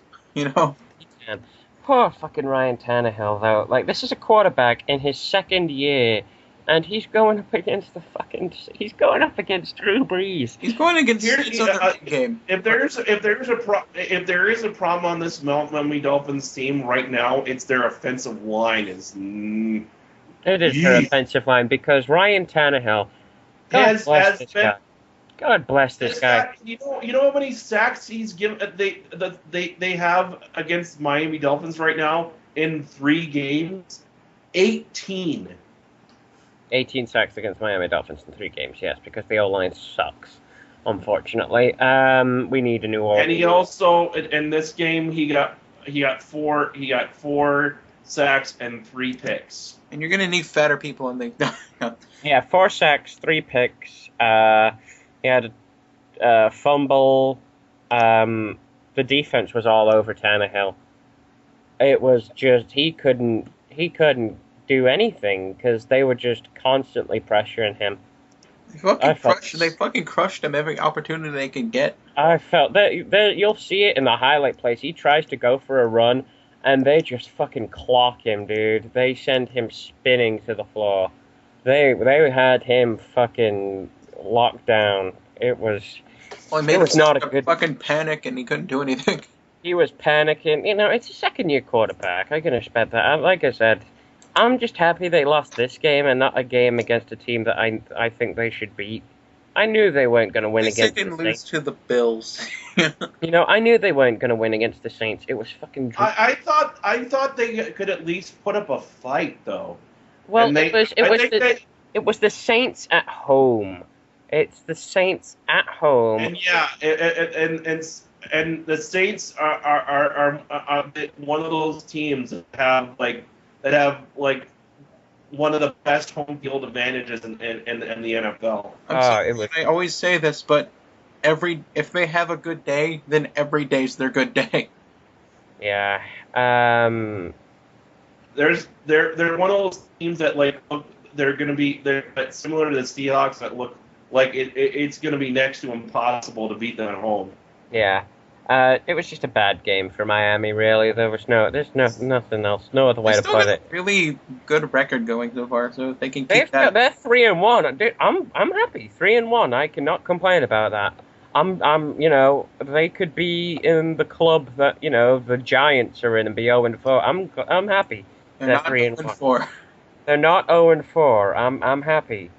They are not 0-4. Yeah, right now we still have a couple of winless. We have We have 2 winless. We have 2 winless teams. 3, I believe, 3 undefeated teams right now. Actually, dude, there's more than 2 winless teams. The Steelers are winless. The Jets are not the Jets. The Steelers, Giants, and Jags are winless. Right. There's 3. Sorry. Yeah. People that are undefeated. Seattle Seahawks are undefeated. The Chiefs are undefeated. And the Saints are undefeated. I don't know if there's anyone else undefeated. Broncos. Broncos. Saints, Chiefs, Broncos, and the Seahawks. This is a really feast or famine season. Mm-hmm. It's just you're either going to do well or you're blowing it hard. And in saying that, let's go to the picks for Week 5. And we'll start with Thursday Night Football, with what will probably be one of the most boring games of the week. as the Bills It's on Thursday. travel to the Browns. I gotta say, after beating the Bengals, it's gonna return to status quo. Yeah, and I want to find this. I really would like to look up like statistically, Browns home and road records. Like I want to look this up. Just I want to see what statistically they how they do home versus.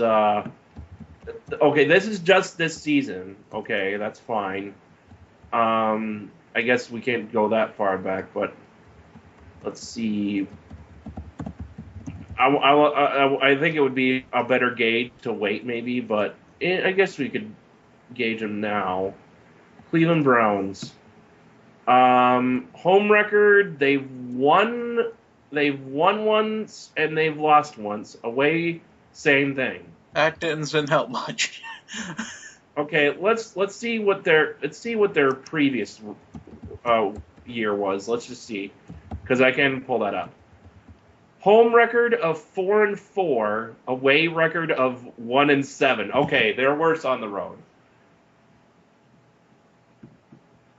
So this is them at home, but So at home they win half of the time, and away they don't fucking win.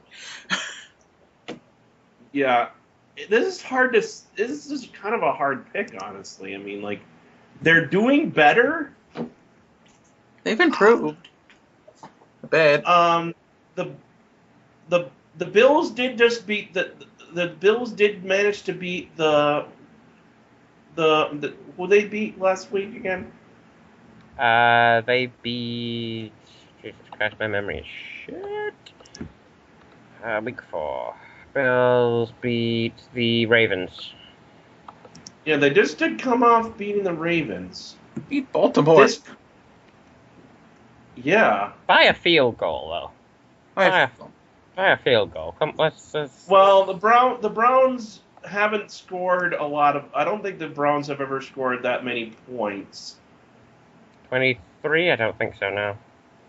Yeah, I'm gonna have to go with the Bills on this one. I think. Bills.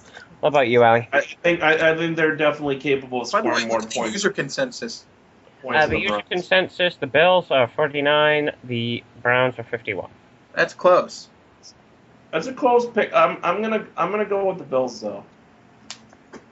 Like I said, I think they're gonna go back to status quo and just be a below average team. I don't like the Bills either, but I think they can. I think they have enough to beat the Browns, especially because they've been getting lucky wins this season. And there has to be a reason as to why they're winning. Something weird.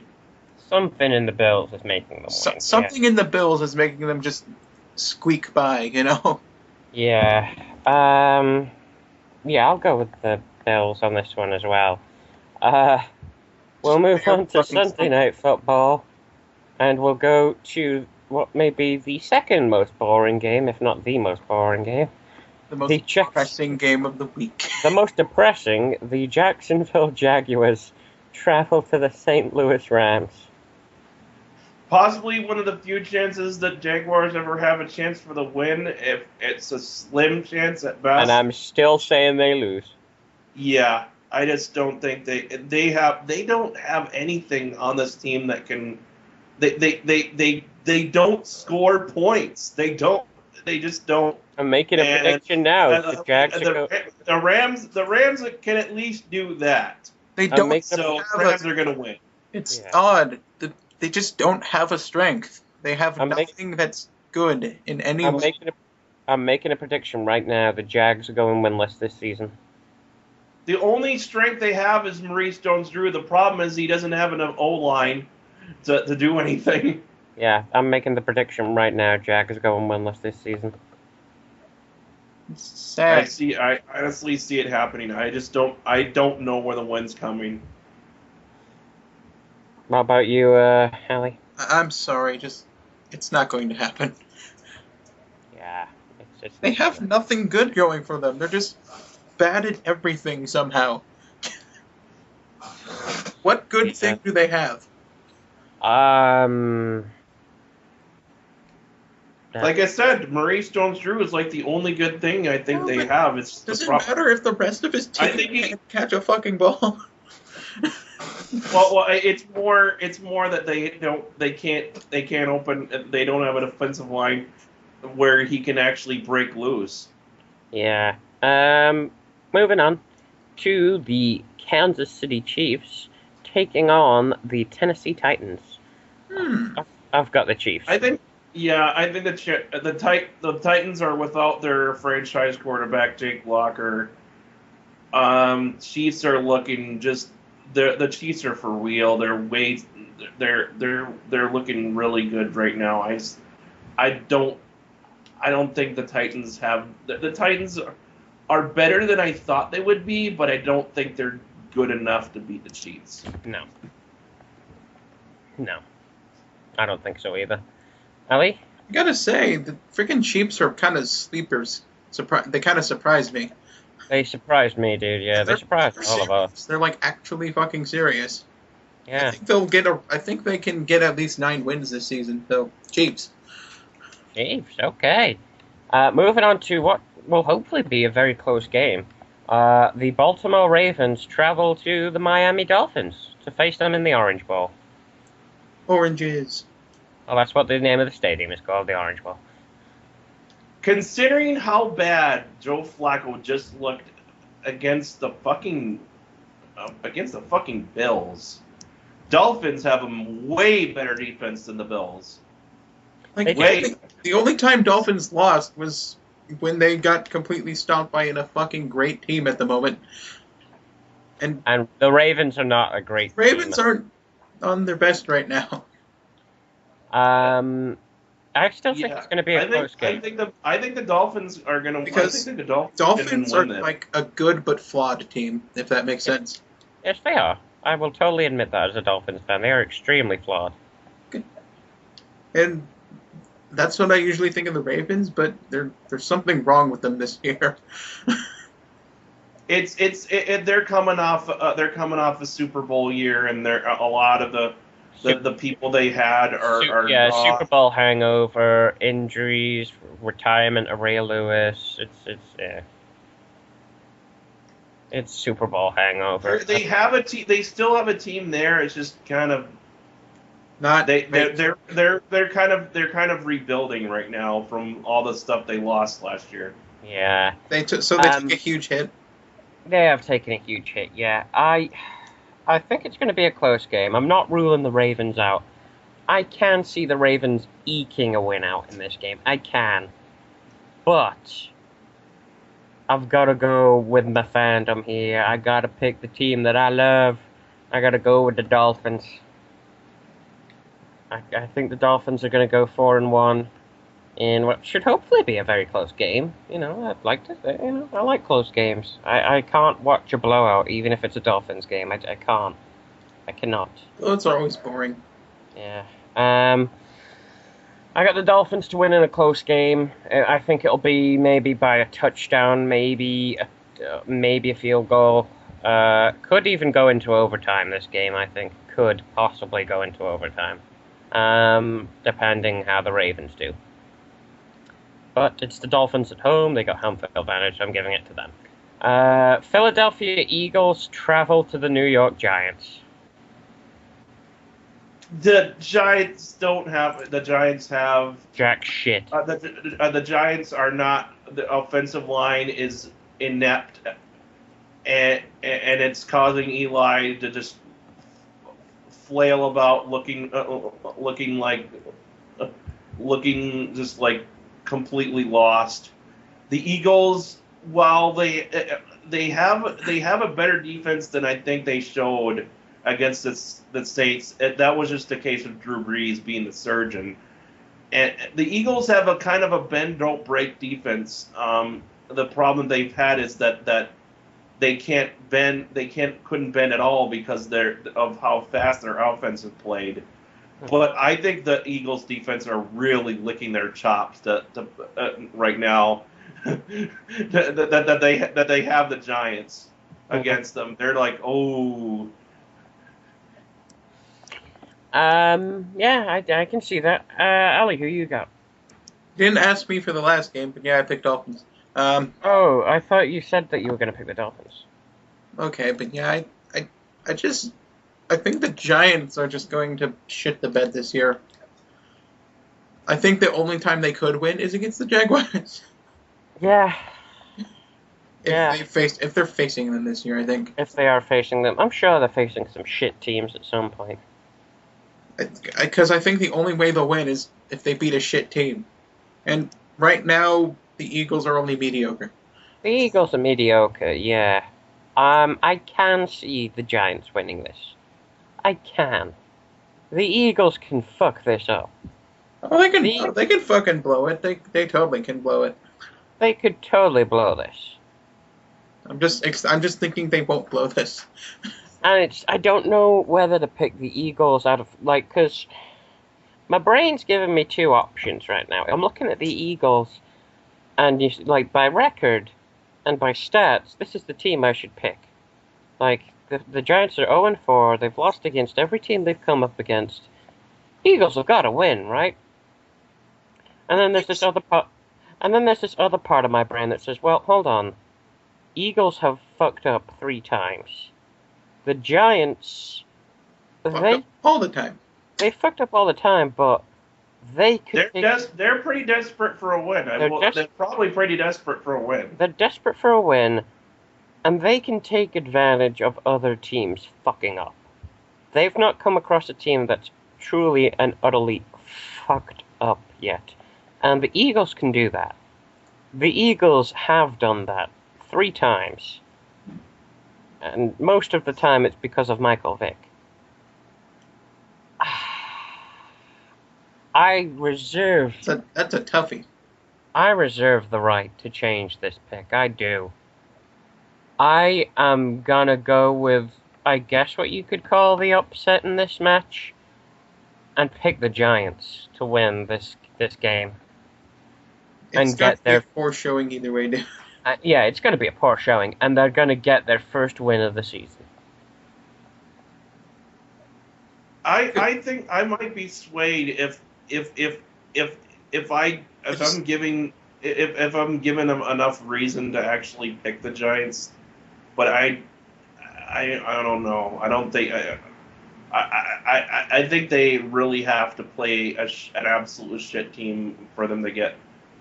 I'm just wondering if Michael Vick's mistakes can make up for the fact that I don't think Giants really did anything good yet. Like I said, I reserve the right to change my pick. Well, their defense is pretty shitty too, considering how many points they're giving up. I'll probably change back and forth on this a few times. The defense has to be shit. I mean, I might just call it a pity pick, but I'm giving it to the Giants for now. I will gladly change my pick if I think otherwise at any point in time. I've got till kickoff for that game to change it anyway.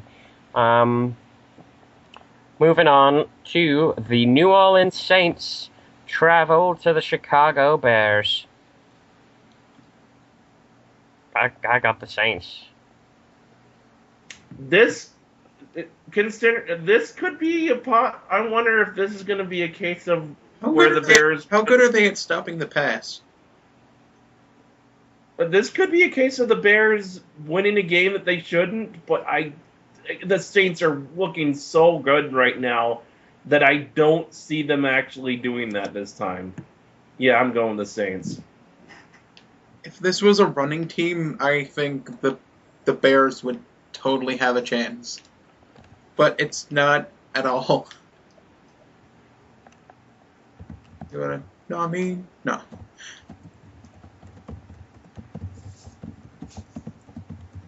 The Saints are just too fucking good right now. You know? If they were doing pretty good and not really good like what they're doing.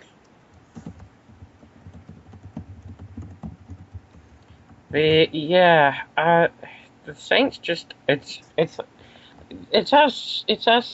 Rockton said, they're like the Broncos of the AFC right now. I can't see many teams coming up against the Saints and beating them at home or on the road. And as you've said, Ali, they are consistent. It takes quite a bit to take a Saints team that is on a fucking roll down a notch. It takes, like, injuries. It takes multiple team members fucking up. It takes a hard effort by the other team to take a good, consistent Saints team and beat them. It's just, yeah. It's if they're doing well by themselves, there's no reason for them not to do well unless something changes that. Yeah, and the Bears have a good defense, but I think it's one of those teams that Drew Brees can find ways to just. It's just the Saints are always tear up.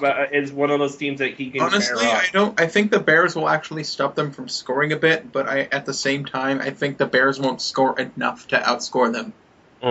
I totally agree with you there, Ali. I think that's going to be exact same. I think it's going to be the exact. It's going to be like Bears, I think both teams are going to score under 20, but I think I honestly think if anything, this might actually be a bigger score than you think because the Lions seem to have figured out the Bears. The Saints are going to be watching that tape. Yeah, their Saints are going to be watching what the Lions did, and they're gonna exploit it. If they were smart, they would. Hell yeah. Well, I think that's smart. It's fucking Sean. It's fucking Sean Payton we're talking about. Yeah, that's true. Sean Payton. Yeah, true. Yeah, the Saints are always consistent. I mean, if they start off bad, they usually have a bad season. If they start off good, they usually have a good season. If they start off fucking great, they have a fucking great season. You know, I think they started pretty fucking great. They're not scoring as absurdly high as the freaking Broncos are, but still. Pretty fucking great season. That's good fucking season. Win's a win, no matter if it's like 1 point or 30. Yeah, exactly. Win is a fucking win. Moving on to a team that I think is definitely going to win this match. New England Patriots traveling to Cincinnati Bengals. Bengals. The Bengals just lost to the Browns. I don't think they have much. And Brady is figuring it. Brady is figuring it out. Starting to figure it out with his receivers. Even though two of his receivers have been inactive and are getting over injuries. The Bengals are just not. They're not there yet. They don't. I don't think they have the pieces quite in place yet to be when they could be. I think they need another year to get to like a playoff contender, a true playoff contender. I got the Patriots in this. They finally got their head out their ass. It was about fucking time. Nothing more I hate than a team that just doesn't fucking try. Just fucking try. Yeah. About fucking time they got their head out their ass. I think they're gonna win, as the Patriots should, against the Bengals. Ali? What do you expect? I assume the Patriots. Yeah. Okay. The Detroit Lions travel to Green Bay to face the Packers. Green Bay. Yeah. Green Bay, his record, is looking worse than I think that this team actually is. The Packers. I mean, they're coming off a bye week. They could, I think, the Lions are coming off of this big, huge win. I think this could be a down game for them. The Packers are probably gonna want to come on strong. This is Lambeau Field, for crying out loud. Lambeau fucking Field, exactly. This is a kind of a hard. The Lions could possibly win this, but yeah, I'm giving it. I really think the Packers are gonna to get back on track here. Exactly. They've come off a bye. They're relaxed. They've healed up injuries. The Packers are going to come back strong. They're at home. It's the perfect comeback from a bye week they could ask for. They're gonna get a win. Ali? I said this at the beginning of the season that I think that the Lions are going to go perfect 50-50 with coin flip fucking wins. So, and also I think the Packers are better than, this. you know? And yeah, the Lions got a big morale boost from actually being in a positive scoring range this so far. But I think they're going to be 8-8. I don't know why. I just got that feeling that they'll be 8-8. It can happen. It can happen. I've seen teams go like 8-0 to 8-8. It can happen. Yeah. So we've all got the Packers for that one.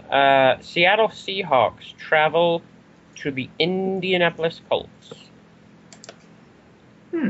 Now the consensus seems that they seem that the Seahawks, while they're a really good defense, on the road they don't seem to travel very well.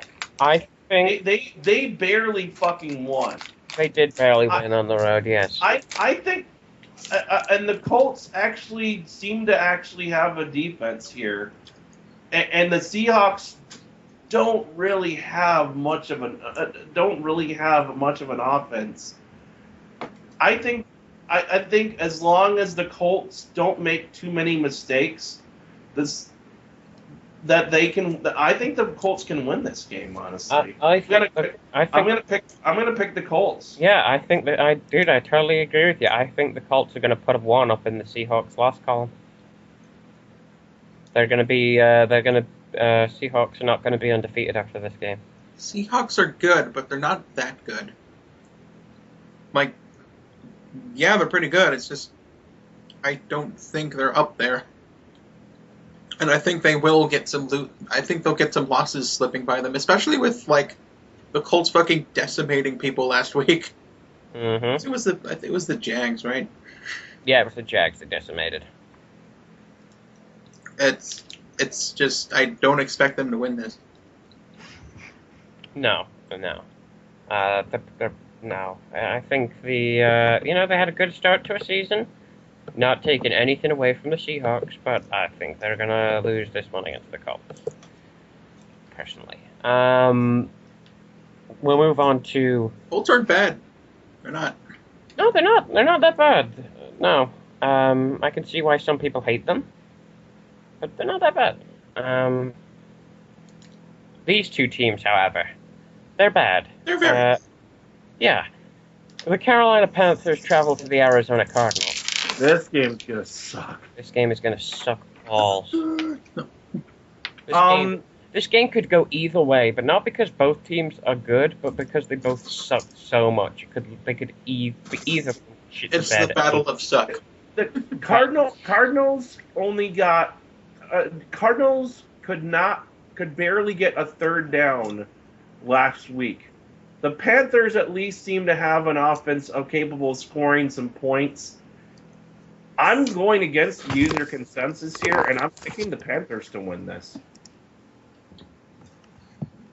I think they can. I think they are actually slightly better than the Cardinals. Your best showing is 13 fucking points. I'm not sure if that was actually their best showing, but best showing of last week. Yeah, that's true. Within that context, and yeah, against the Buccaneers. And the Buccaneers are kind of shit. Yeah. And they only did it in the last quarter. Jesus Christ. This game. Fucking game. It's like picking between the least evil one. Yeah, pick your poison, really, honestly. Oh, God.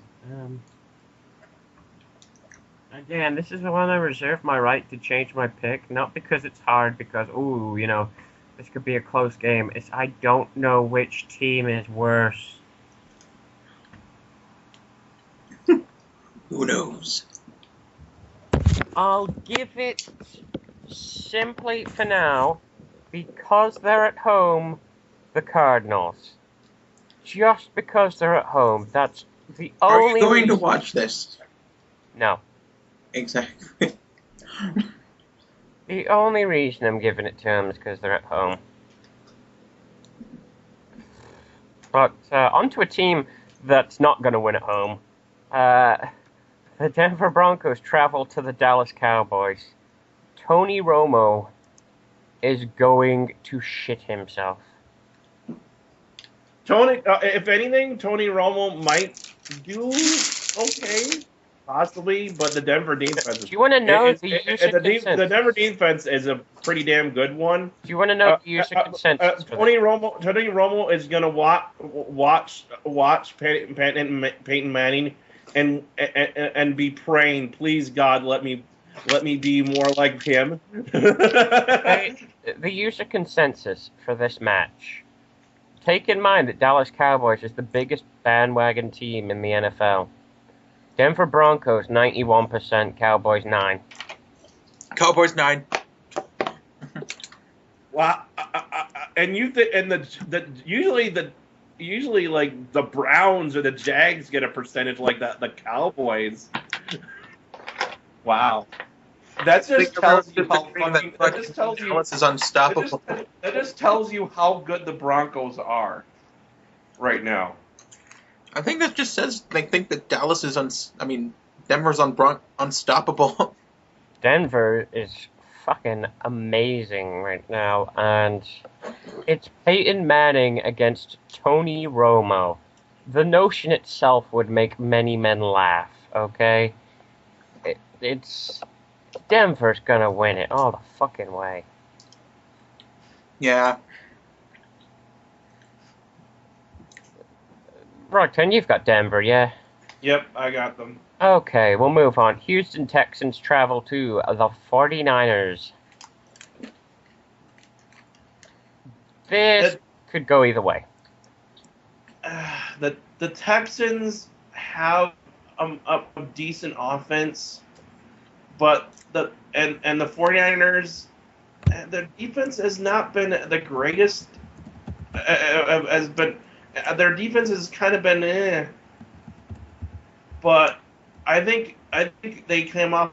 I think the problem is that Matt Schaub, for as good as he is capable of kind of fucking it up. It seems to throw picks at the worst time. And apart from J.J. Watt on the Texans defense, they don't seem to have much else. This is a really, honestly tough pick. But the 49ers, I'm going to go with the home team here and say they seem like a bit of a better team. They seem like the slightly better team here. What do you think, Callie? I'm a Niners fan. No. Okay. This could go either way. It's going to be real damn close. It is going to be a close game. I think the mindset for me I am picking the 49ers.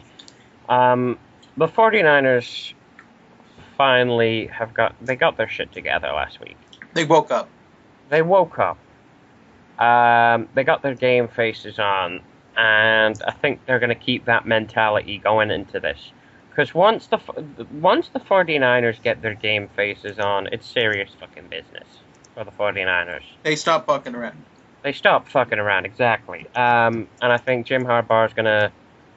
is it Jim or John that coach? I forget which Harbaugh coaches the fucking 49ers. Because there's two fucking Harbaughs.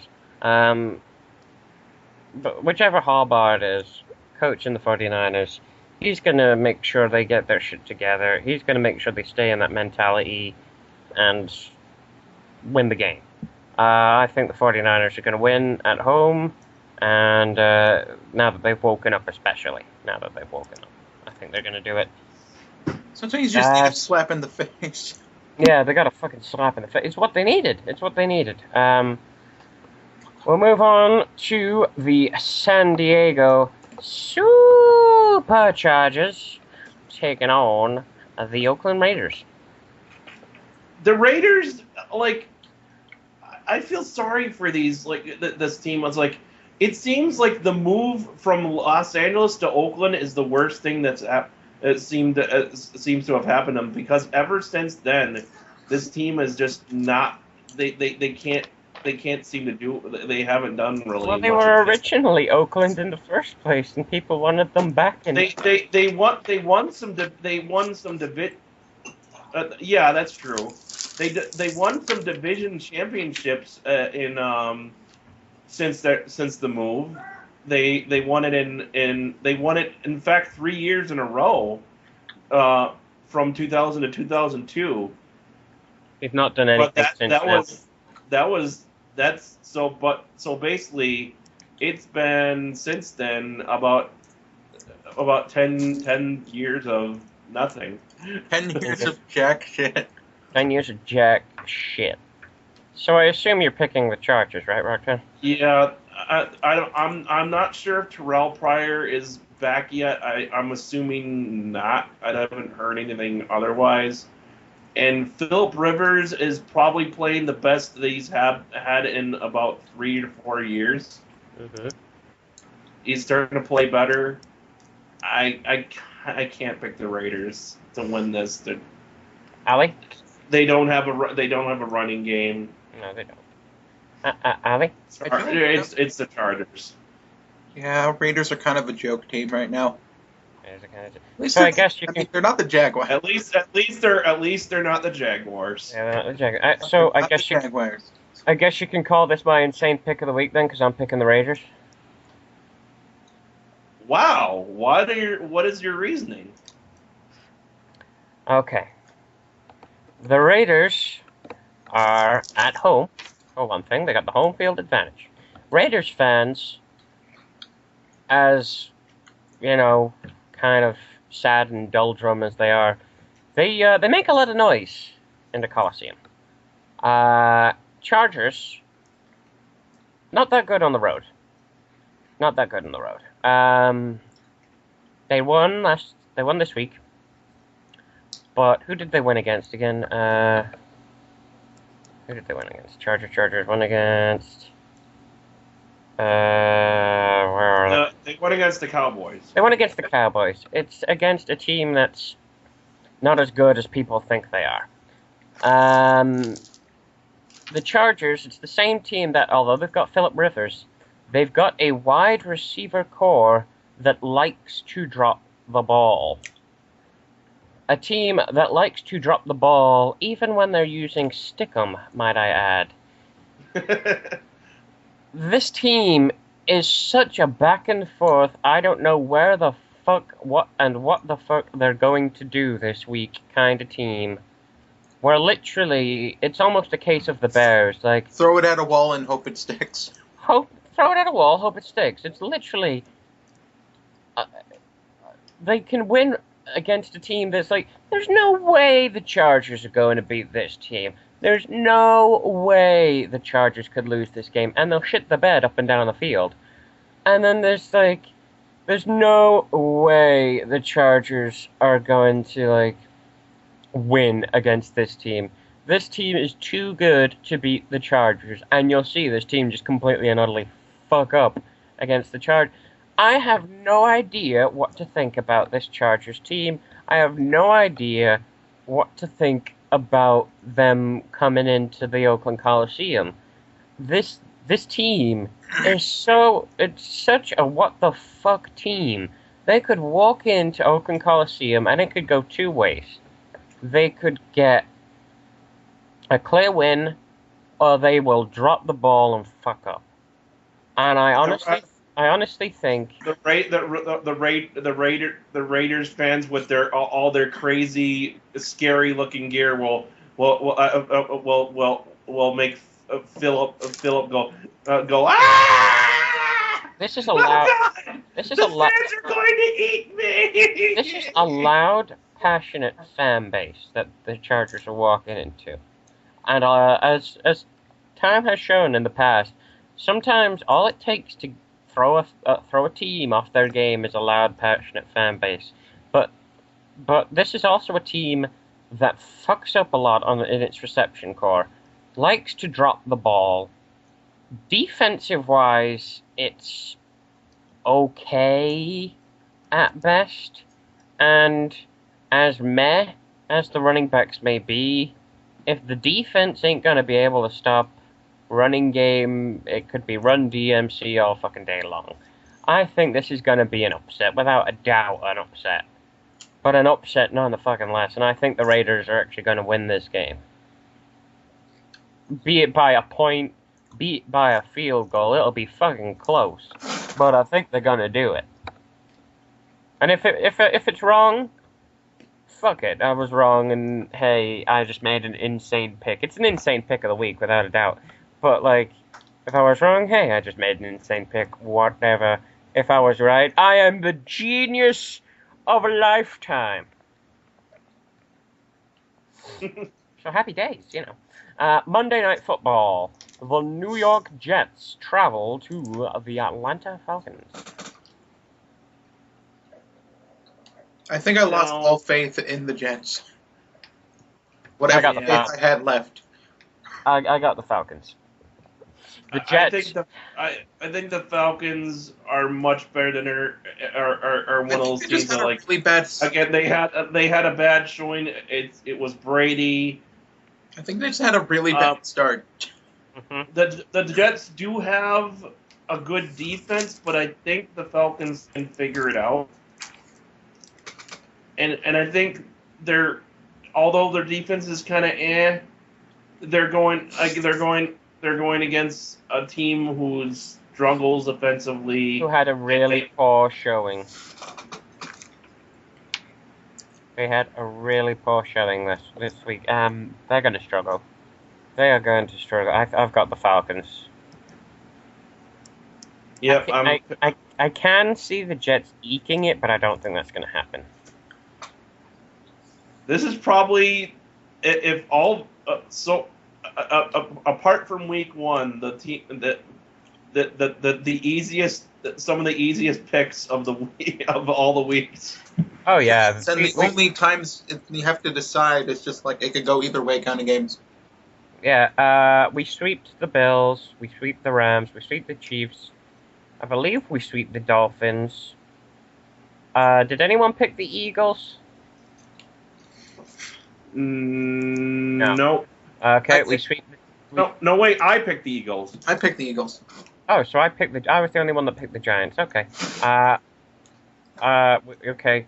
We sweep the Saints. We sweep the Patriots. I believe somebody picked the Lions.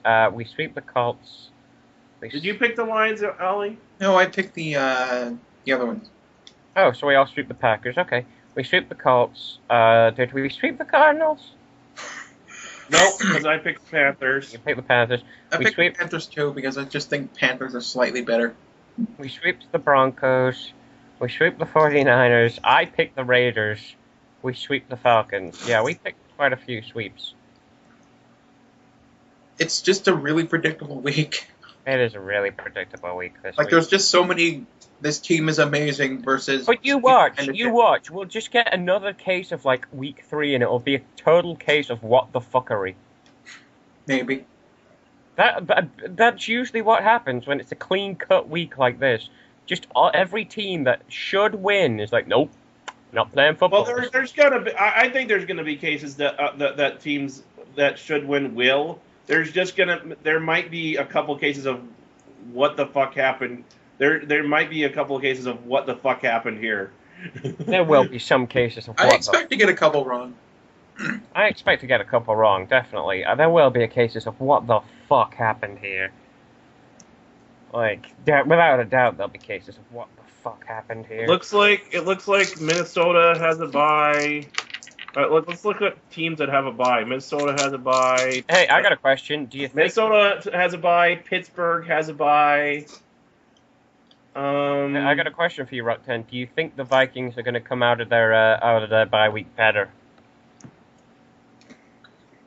Possibly, but I kind of doubt it, considering they're going back to Ponder. Can they escape the slump? Well, let's just say this. They're coming out of their bye week next week against the Panthers. Can they beat the Panthers? Can they beat the Panthers?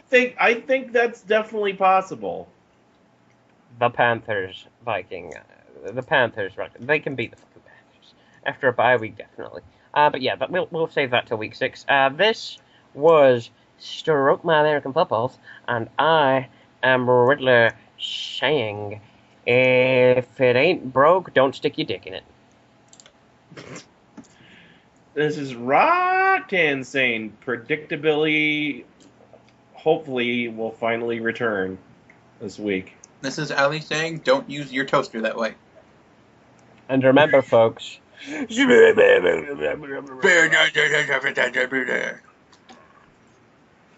Good night.